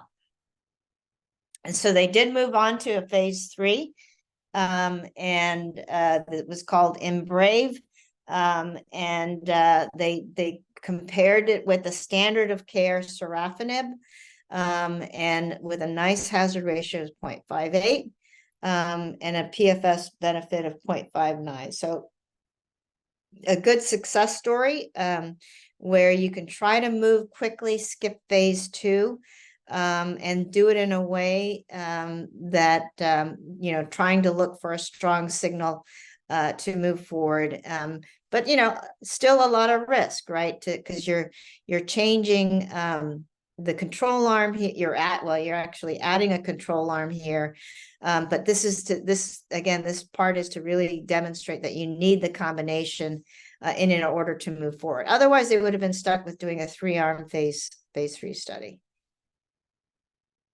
So they did discuss with the FDA before initiating the phase 3 study, and the contribution of parts. Again, what did bev add to this would have been, it was important.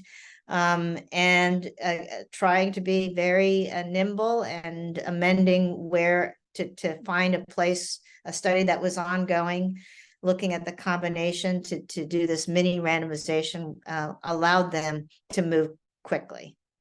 So in summary,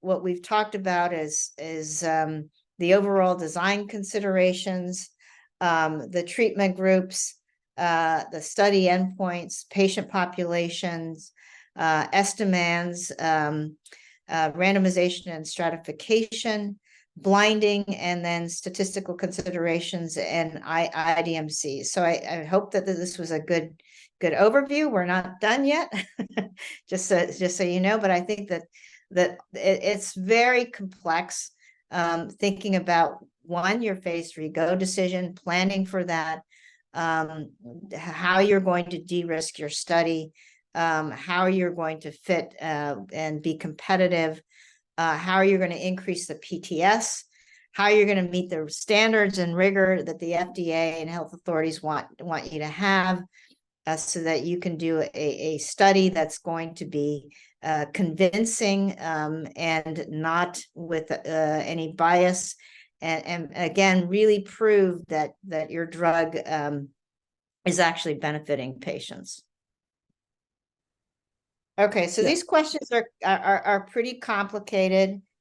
So I would highly recommend that that you go, you get the slides that Nathan posted, the updated slides, and you to study this forward, because these are like development questions that would take months for a company to make a decision on. But I wanted to give you a flavor of the kinds of questions and decisions that needs to be incorporated when you're thinking about your phase 3 go decision, and how you're going to design that study. So the first question is, and this is just a hypothetical CEA targeting antibody drug conjugate.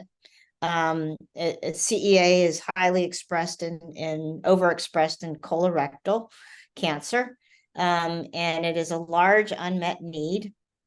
Very limited options in sort of the third, fourth line metastatic disease.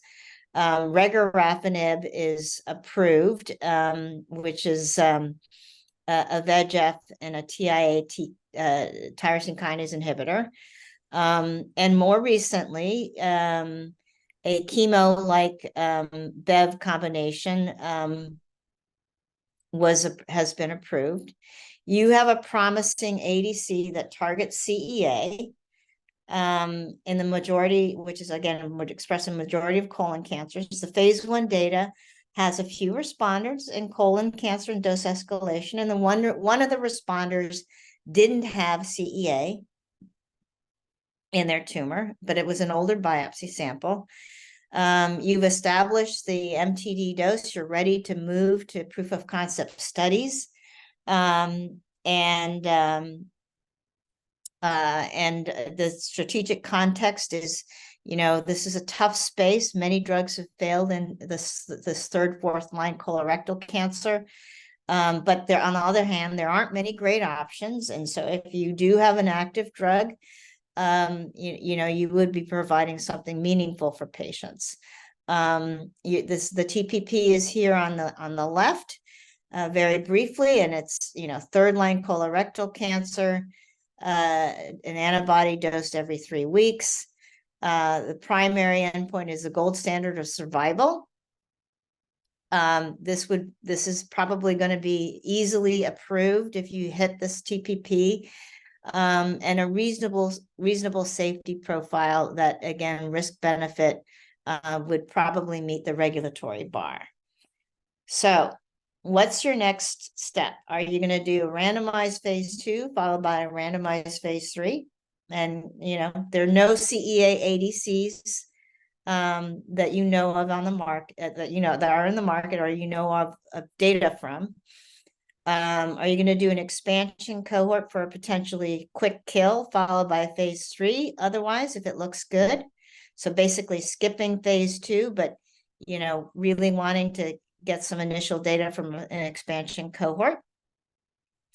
Do you do an adaptive phase 2/3? And remember, phase 2 adaptive phase 2, phase 3 is seamless. It's faster than doing A, but you have to know what you're going to pre-specify for a go criteria for a phase to phase 3, because you just hand that off to the IDMC and say, if we see this at the interim, you let us know, and then we'll move, we'll continue on to phase 3, but you won't see the data.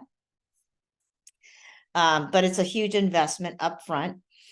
Or do you change the TPP and go with fourth line so you can compare with placebo?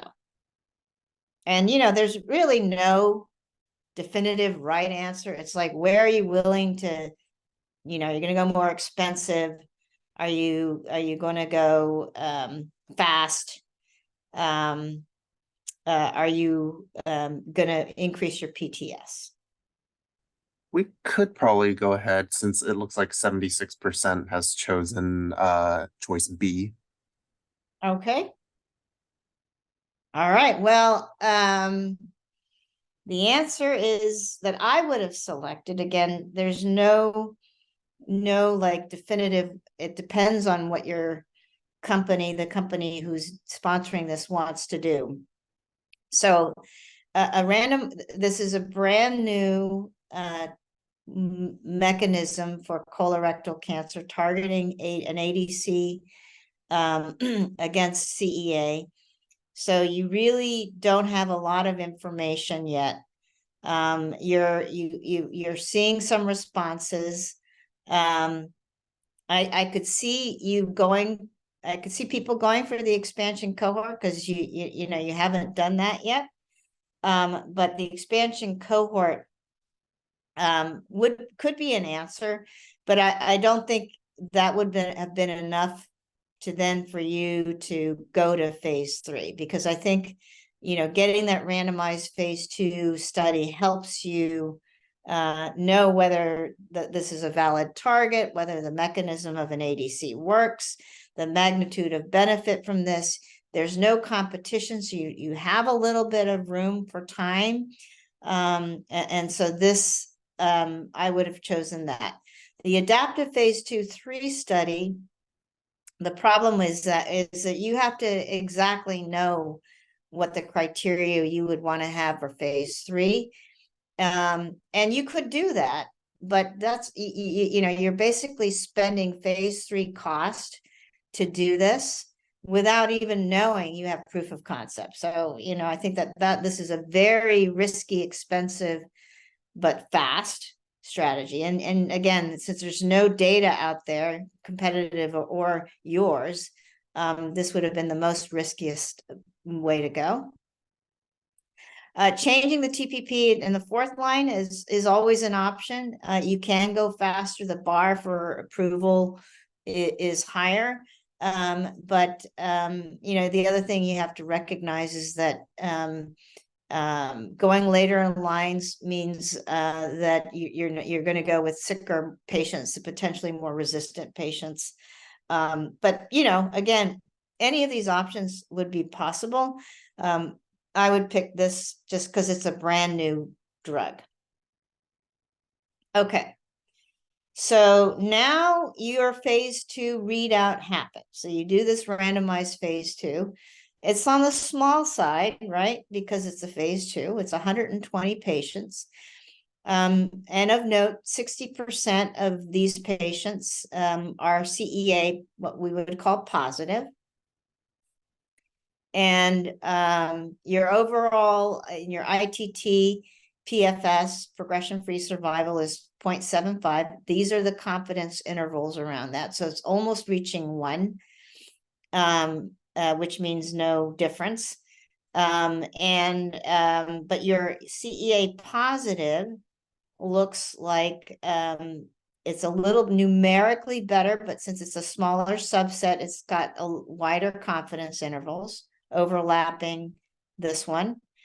And then in the CEA negative, the hazard ratio is 0.8. Again, a phase 2 study, so wide confidence intervals, but it's trending towards the negatives may not be having as much benefit based on PFS. Now, remember, your TPP is OS. Your OS data here in your phase 2 is still immature. But the one thing that you've done effectively in your phase 2 is you optimize the cutoffs for your biomarker. So if you did want to do a biomarker study, you're ready to do this. And then just another point, PFS generally, benefit in here generally tracks with OS, but you know, you still need to switch endpoints in phase 3. There are so far no major direct competitors that you know of in phase 2. There's a couple in phase 1. So what are your next steps for development? So, you know, you're encouraged by this data, but what do you do next? Okay, so this is complicated, so I'll walk you through. So there's A, B, C, D, and E. A is wait for more OS data to make a more confident go decision. B, phase 3 in an all-comer, ITT, in other words. C, a phase 3 and look at CEA and the ITT doing hierarchical alpha control spending. So you can look like 2 shots on goal. D, just go for the CEA only patients, which is smaller. And now we'll go over the trial designs a little bit. And then E, a phase 2/3 adaptive trial design. And then you have IDMC choose between going for CEA versus ITT because you're not sure yet. And you have to pre-specify the parameters for which to switch to an ITT versus CEA. But at least this way you're going faster. Well, you may not go faster, I should say. Actually, you're going to go slower because you've already done your phase 2. But this is a way you can choose, have a choice between the two. So if let's look at the differences of the trial design. So for A, which is waiting for additional data, so your TPP remains the same, basically. But the main thing is you're waiting 1.5 years, and then to get that OS data. Then you do your phase 3 study. So the total development time is, 4.5 to 5.5 years. Your PTS is the highest of the difference of these different choices. The cost is about the same. And if you look at the NPV, you have multiple potential outcomes because you don't know if you're going to do an ITT or a CEA study. But if you do an ITT study on the basis of waiting for survival data, your NPV ranges from 1.3 to 2, depending on the PTS, the actual PTS. And your diagnostic positive, that's the route you go, ranges from 1.1 to 1.8.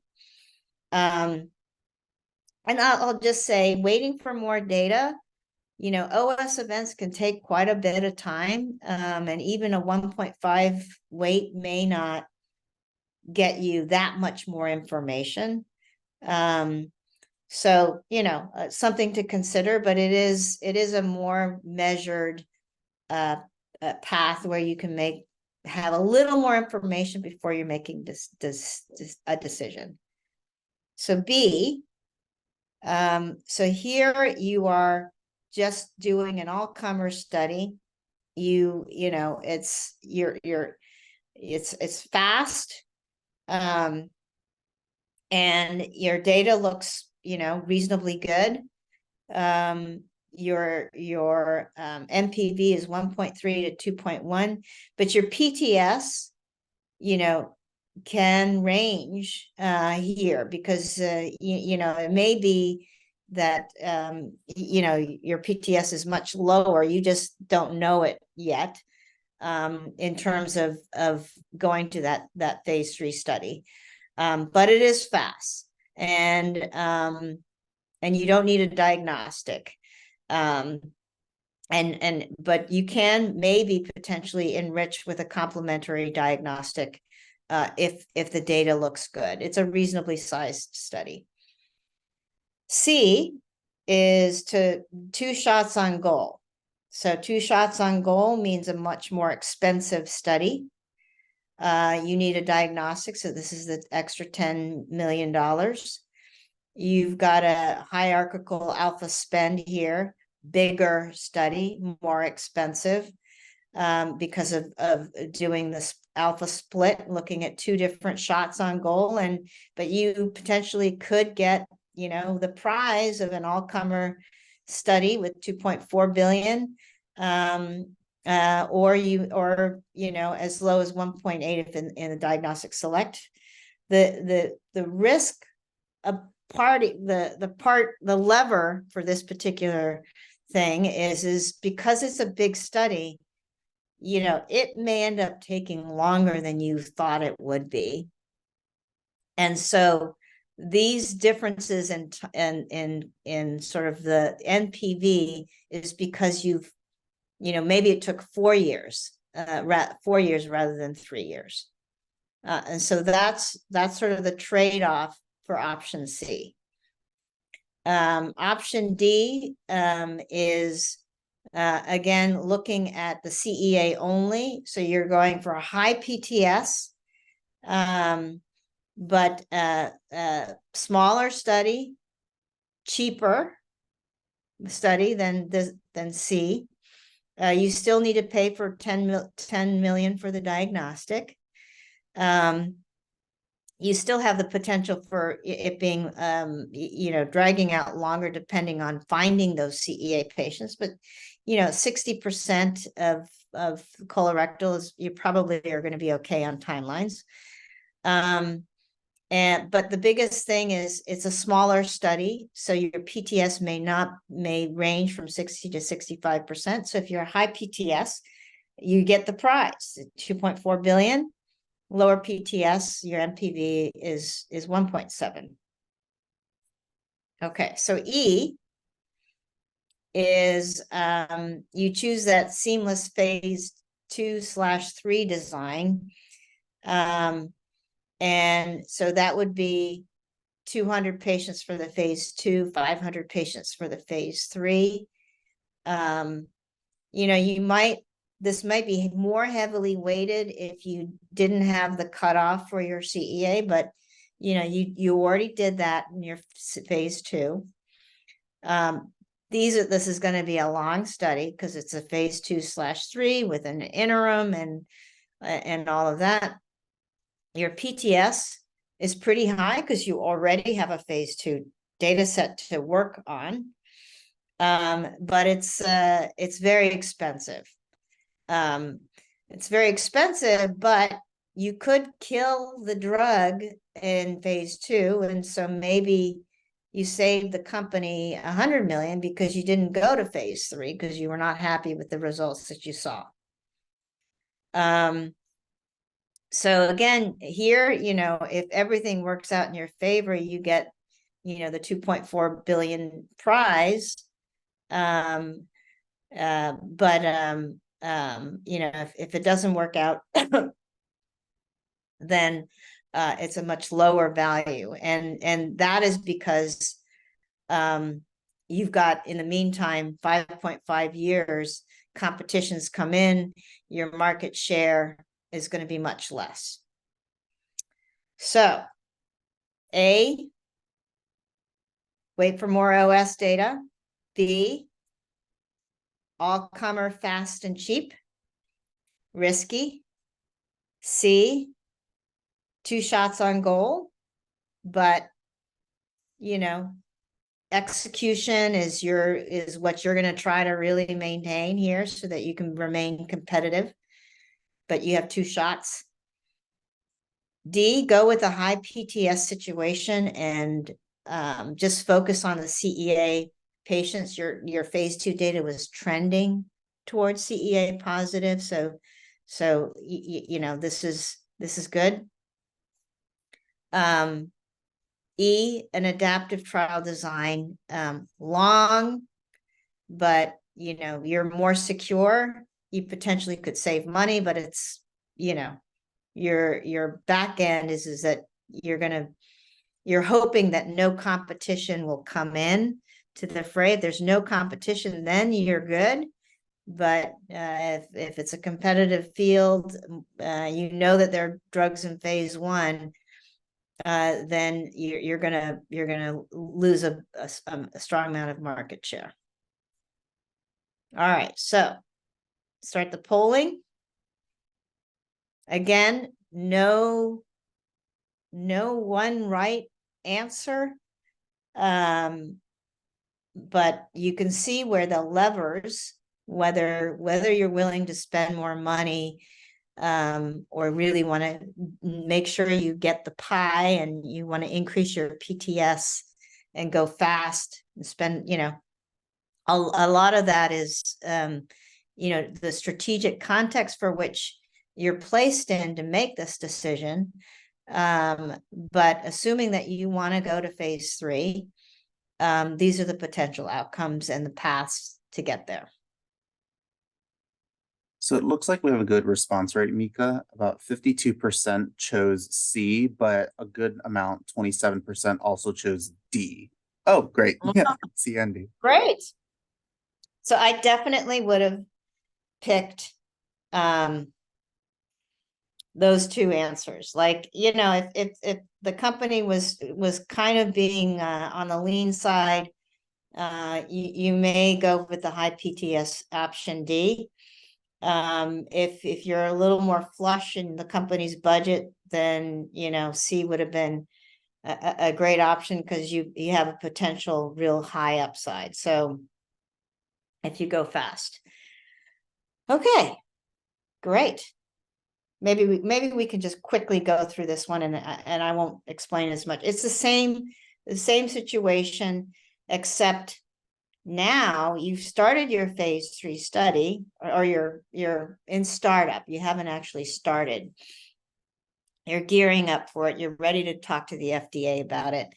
And you have intel from, rumors that CEA may not be a good predictor of activity for a CEA ADCs. You've got competitor is opening up a phase 3 study at the same time, and all comers. So they are, they're going like bold and high risk, or at least to them, you feel it's high risk. This is the same results that you have from your own phase 2. But knowing this intel, do you do anything different? And compared to like the 2 shots on goal, and the 2 shots on goal and this. And so same situation, except you have competitor data. And just to like cut the answer short, anything that's going to cause an impact on speed here is going to be something that you would be very nervous about. So if it's going to take longer, then maybe not a good idea. So I'll just go ahead and do the answer just to save time. I would have, potentially selected B. I probably would still go with C and just really try to go as fast as possible. But if I was worried about the budget and whatnot, and you were willing to take a little more risk, and maybe you can see that competitor data, you might pick option B. I think D is still actually a very reasonable answer still. Even though you're hurt, you hear this, but you potentially could lose, the all-comer patient population, whereas the B option, if B actually wins. So, all right. So now we're just one slide on, study conduct and startup. And, for those of you who are not working for the pharmaceutical company, this is resource intent. This can take 6 months to a year to set up a phase 3 study. You're talking about hundreds of sites. Each site has a contract that you have to negotiate, which is challenging.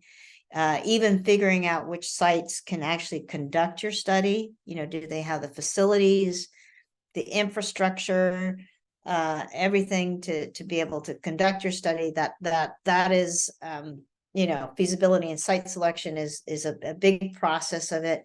and then contracting your sites, and then all the vendors for whatever it is your vendors for collecting scans, collecting any biomarker samples, processing them.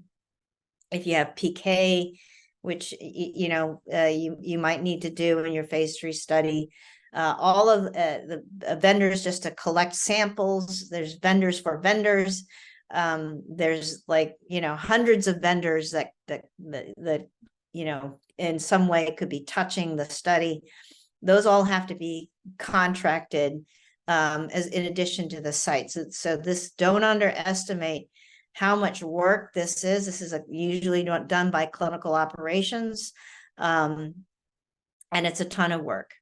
And then you have protocol development, which is thinking of all those considerations that Connie talked about in terms of what's the size of your study, what's the design, who's your patient population, what's your statistical analysis plan, your alpha spend, whether all of that, and then written into your protocol. And these documents are typically hundreds, more than 100, 200 pages long. In addition to the overall package, which includes all of the other, your investigator brochure, and then all of the material, all the clinical data from prior studies, that need to go into this pre-meeting package. You have to write the informed consent. You have to work carefully with data management to build your CRFs, and that will collect the data. And then you have to build a database. It's going to be a registrational quality database that's going to be able to hold and collect and shield your data in appropriate to the FDA guidelines.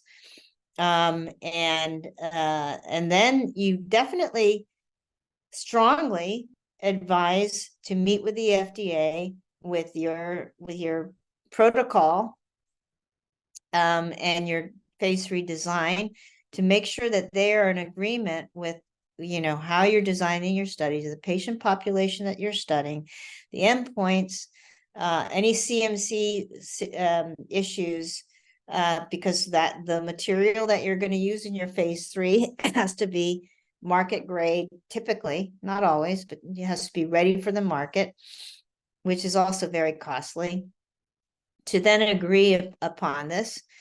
Manufacturing, the complexity around this is immense, making sure that you've got, again, close to market ready material, and then, distributing the drug. So all of these things have to be coordinated together. Then you meet with the IRB as well at the various sites to make sure that your study is going to be ethical.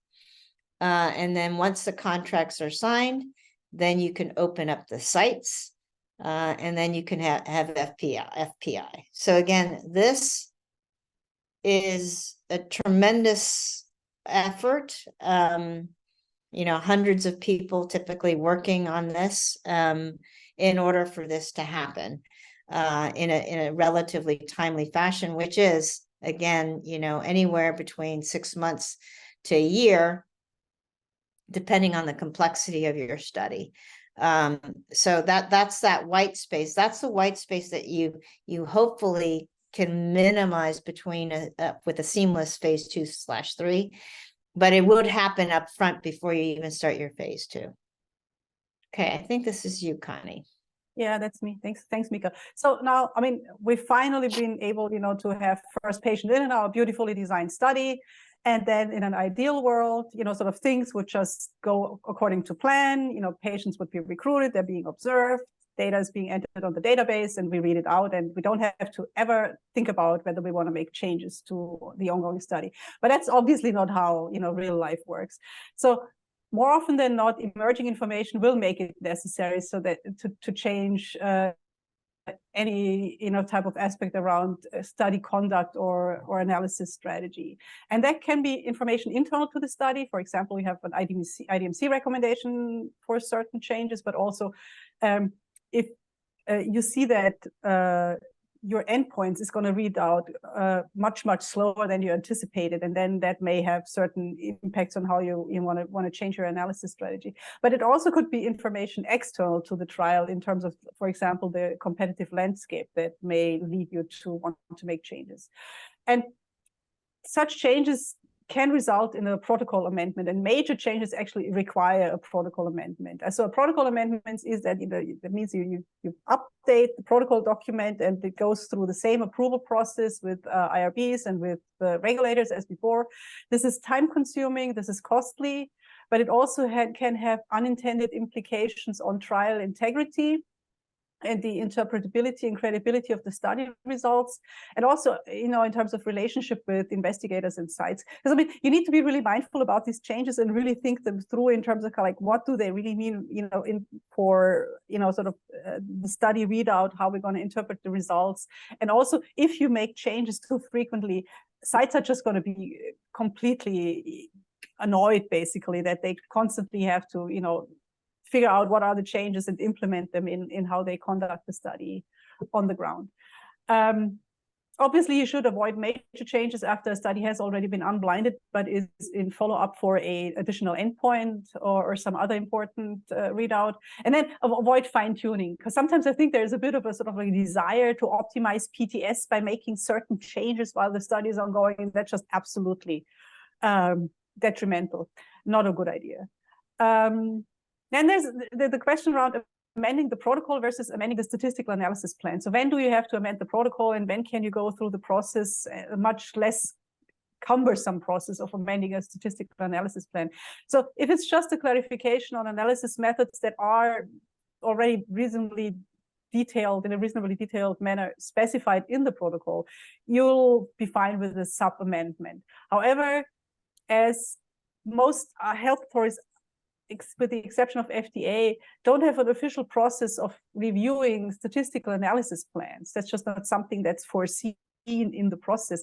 If you have major changes to the analysis strategy, then you still require a protocol amendment. So it's a bit of a judgment call, but if you have major changes, then you'll have to amend the protocol, even if it's limited to statistical analysis considerations.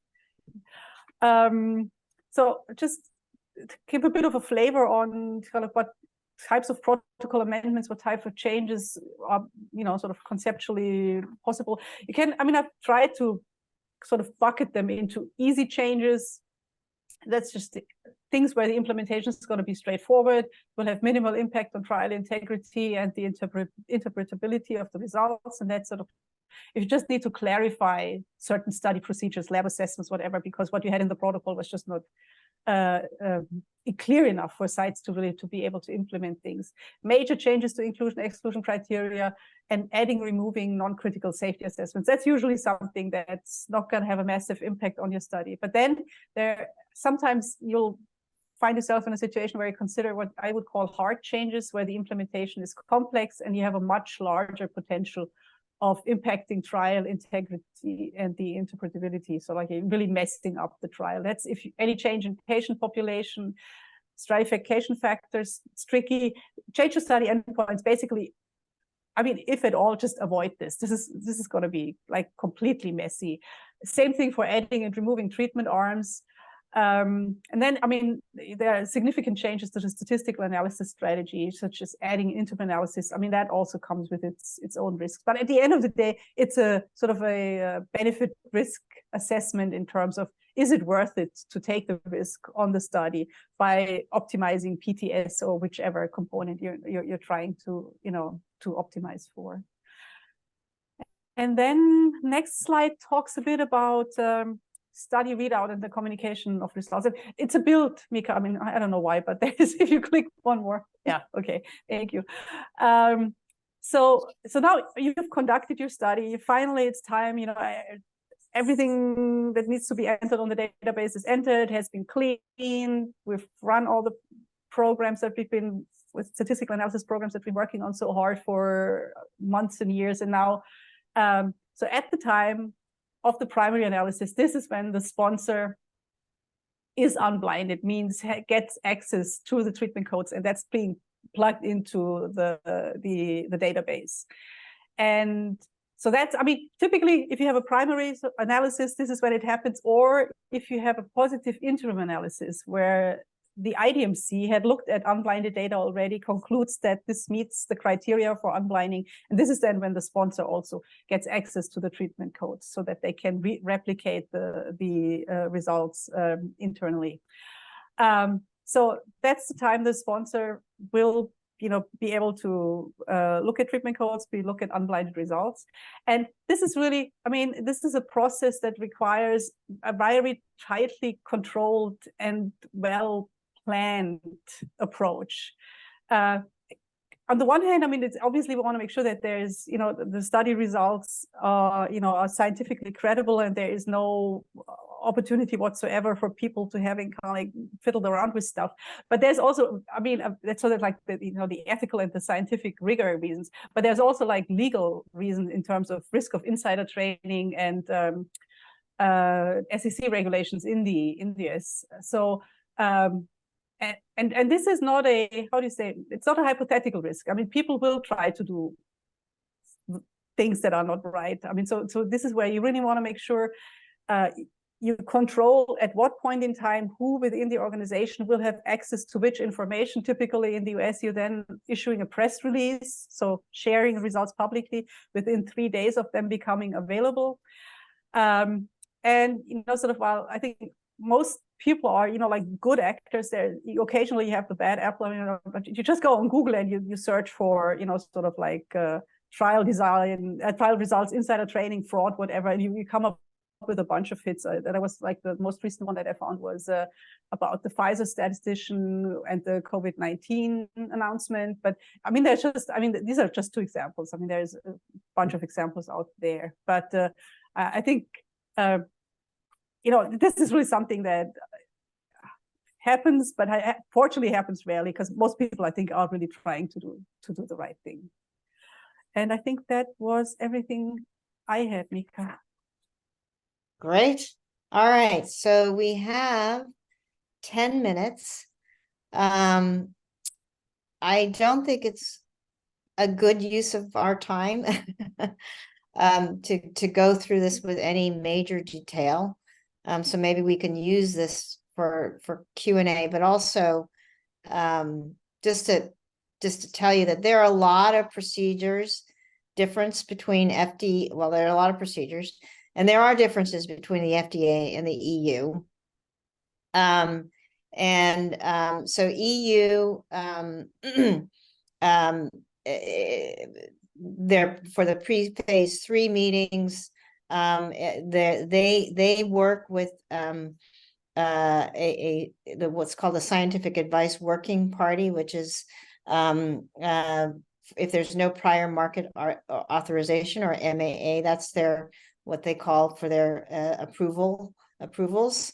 And if it's marketed, if they have an MAA, it's under the CHMP, or Committee for Medicinal Products for Human Use. These committees are represented by all the countries in the EU, and they have an agreement that they would make recommendations for various approvals, and so it's not just the pre-phase 3 meeting, but in terms of filing and what have you during the different processes as you move through your phase 3 study. So they do meet. They typically do want to talk to you about your phase 3 proposal, and in terms of once phase 3 reads out and you want to file, then they have what's called rapporteurs that are assigned to your particular drug, typically with expertise on your particular indication or type of drug that you're doing, and they are sort of your representatives to the CHMP in terms of whether or not they're going to support. They recommend supporting, you know, the filing and approval of your drug, and they're the people, so they're your liaisons, I would, so to speak.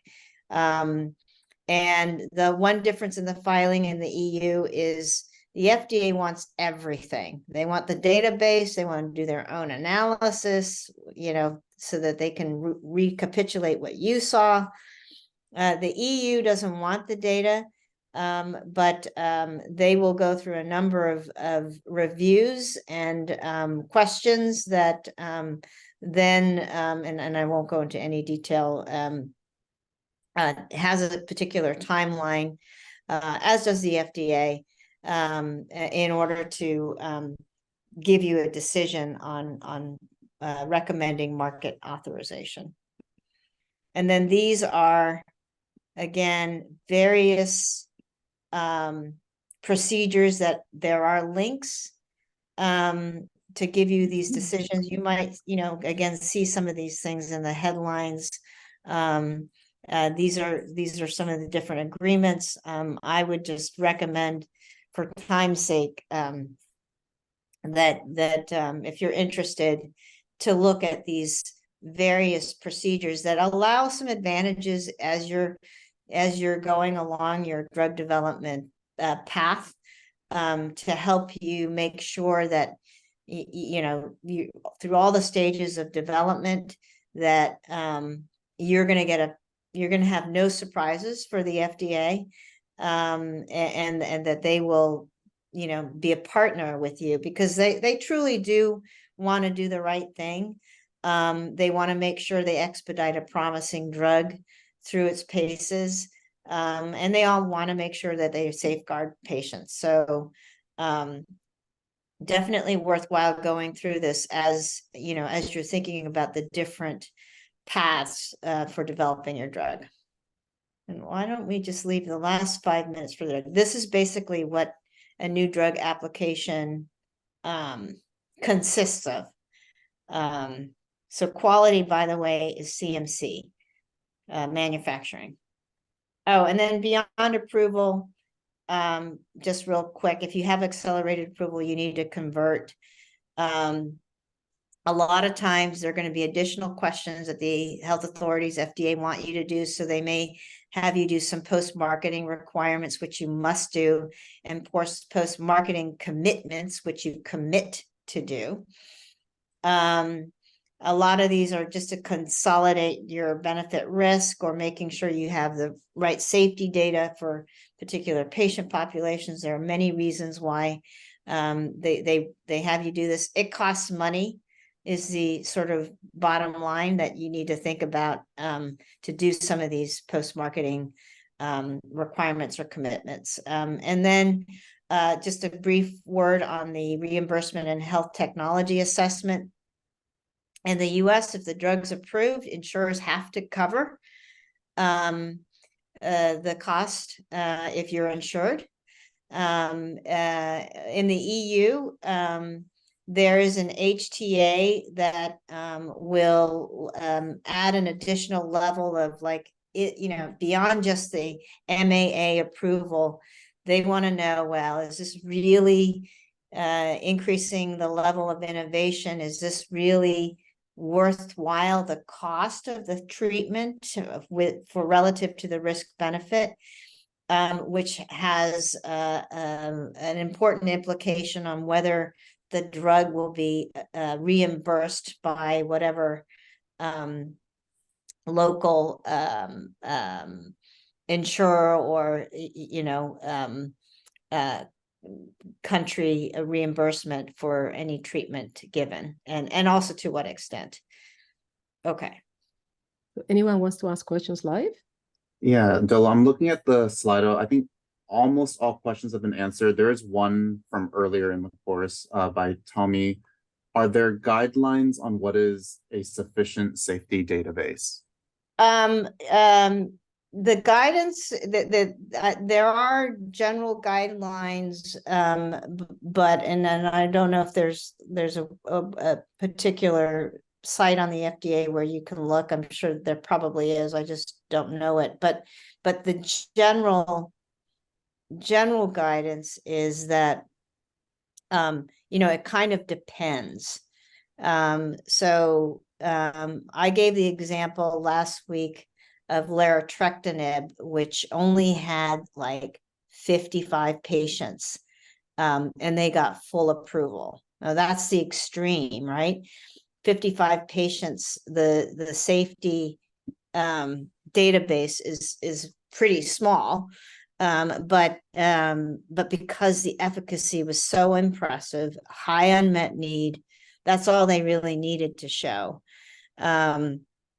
I'm sure there was probably a post-marketing commitment to have some sort of REMS, where you're collecting, data, safety data from the marketed drug and requiring, reporting if physicians see something.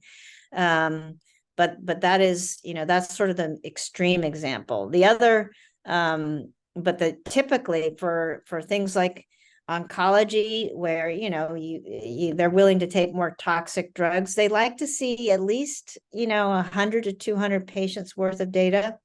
If you have something that's like a grade 5 event, death, that occurs in 1% of your patient population, you have to enroll 100 patients to have even the chance to see it, really, unless, Connie can talk about the statistics of that, but you get a sense that, you're not going to see rare but very, very serious events until you get around 100, 200 patients.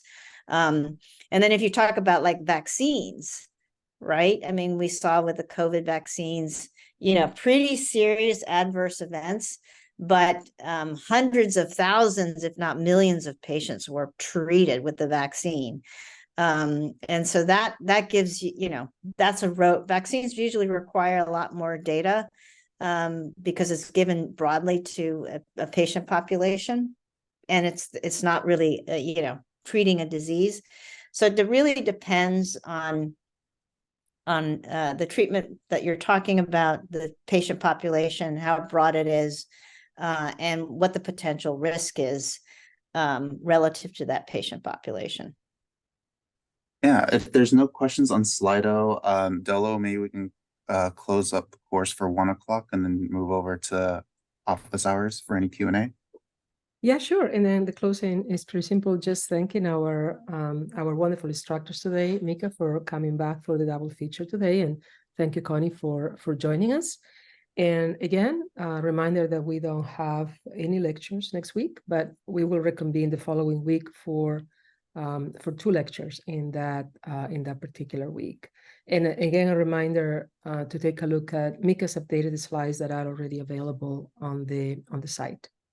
So thanks again. And for those of you, have a wonderful weekend. For those of you that are signing out, and for those of you that are staying with us for the Q&A session, the continued Q&A session, just feel free to add the questions on Slido or raise your hand and ask them live. Lots of thank So I yous. know it was a lot compressed in this presentation. Each one of the, I just want to also just stress, some of the development, like the questions that I asked, they were overly simplified. And I can tell you that, decisions like going to phase 3 is, takes months for a company to decide, especially if they're investing, $200 million in a phase 3 study. So, and it can be much more expensive than that. But it's important, and that's where the experience comes into hand, and the experience comes from the examples that you see. So, you can follow the journeys of various drugs and see where people have, decided well and not decided well. So and that's where you really learn from it. And then as well, you know, the FDA is very fluid and responsive. And so they've definitely evolved over the years in terms of, you know, really prioritizing making sure access to drugs are getting approved on its merit and the unmet need. So they're trying to be very adaptive and to do this as quickly as possible. Yeah, no, fully agree, Mika. But what's also interesting is that sometimes we see kind of like, it's really like a pendulum. It's like 10 years ago, PFS, you know, was much more acceptable for full approval. Now I think they're doubling down on overall survival in addition to overall to progression-free survival. So I think it's just, it's fluid, and you need to continue to just like monitor the landscape and to continue to learn.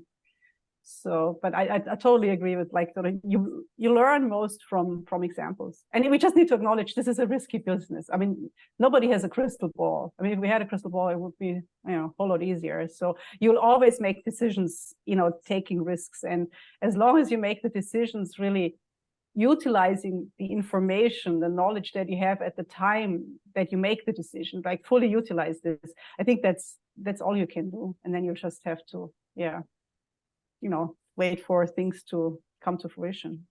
Yeah, and you know, just to also add on to that, you know, that's why drugs, you know, people complain why drugs are so expensive. And that's because, you know, a lot of them never make it. And so companies spend millions of dollars to have one come through. You know, I gave in the beginning the PI3 kinase example. I mean, billions of dollars spent on getting one drug approved. You know, that's part of the business, that risk that you need to take in order to remain competitive, to bring the best drugs forward.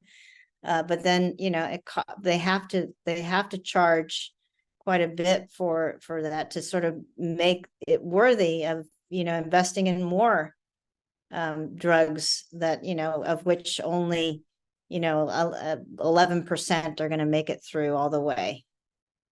Well, if there aren't any questions, maybe we can go ahead and close out now. Yeah, most definitely. Thank you, Nathan. And again, thank you, Mika and Connie, for joining us for yet another wonderful session in the course. And thank you for staying behind a few additional minutes to answer the lingering questions. And with that said, let's close the session, and I wish everyone a wonderful weekend. Yes, thank you, Dolo and Nathan, for hosting. Right. Bye. Bye now.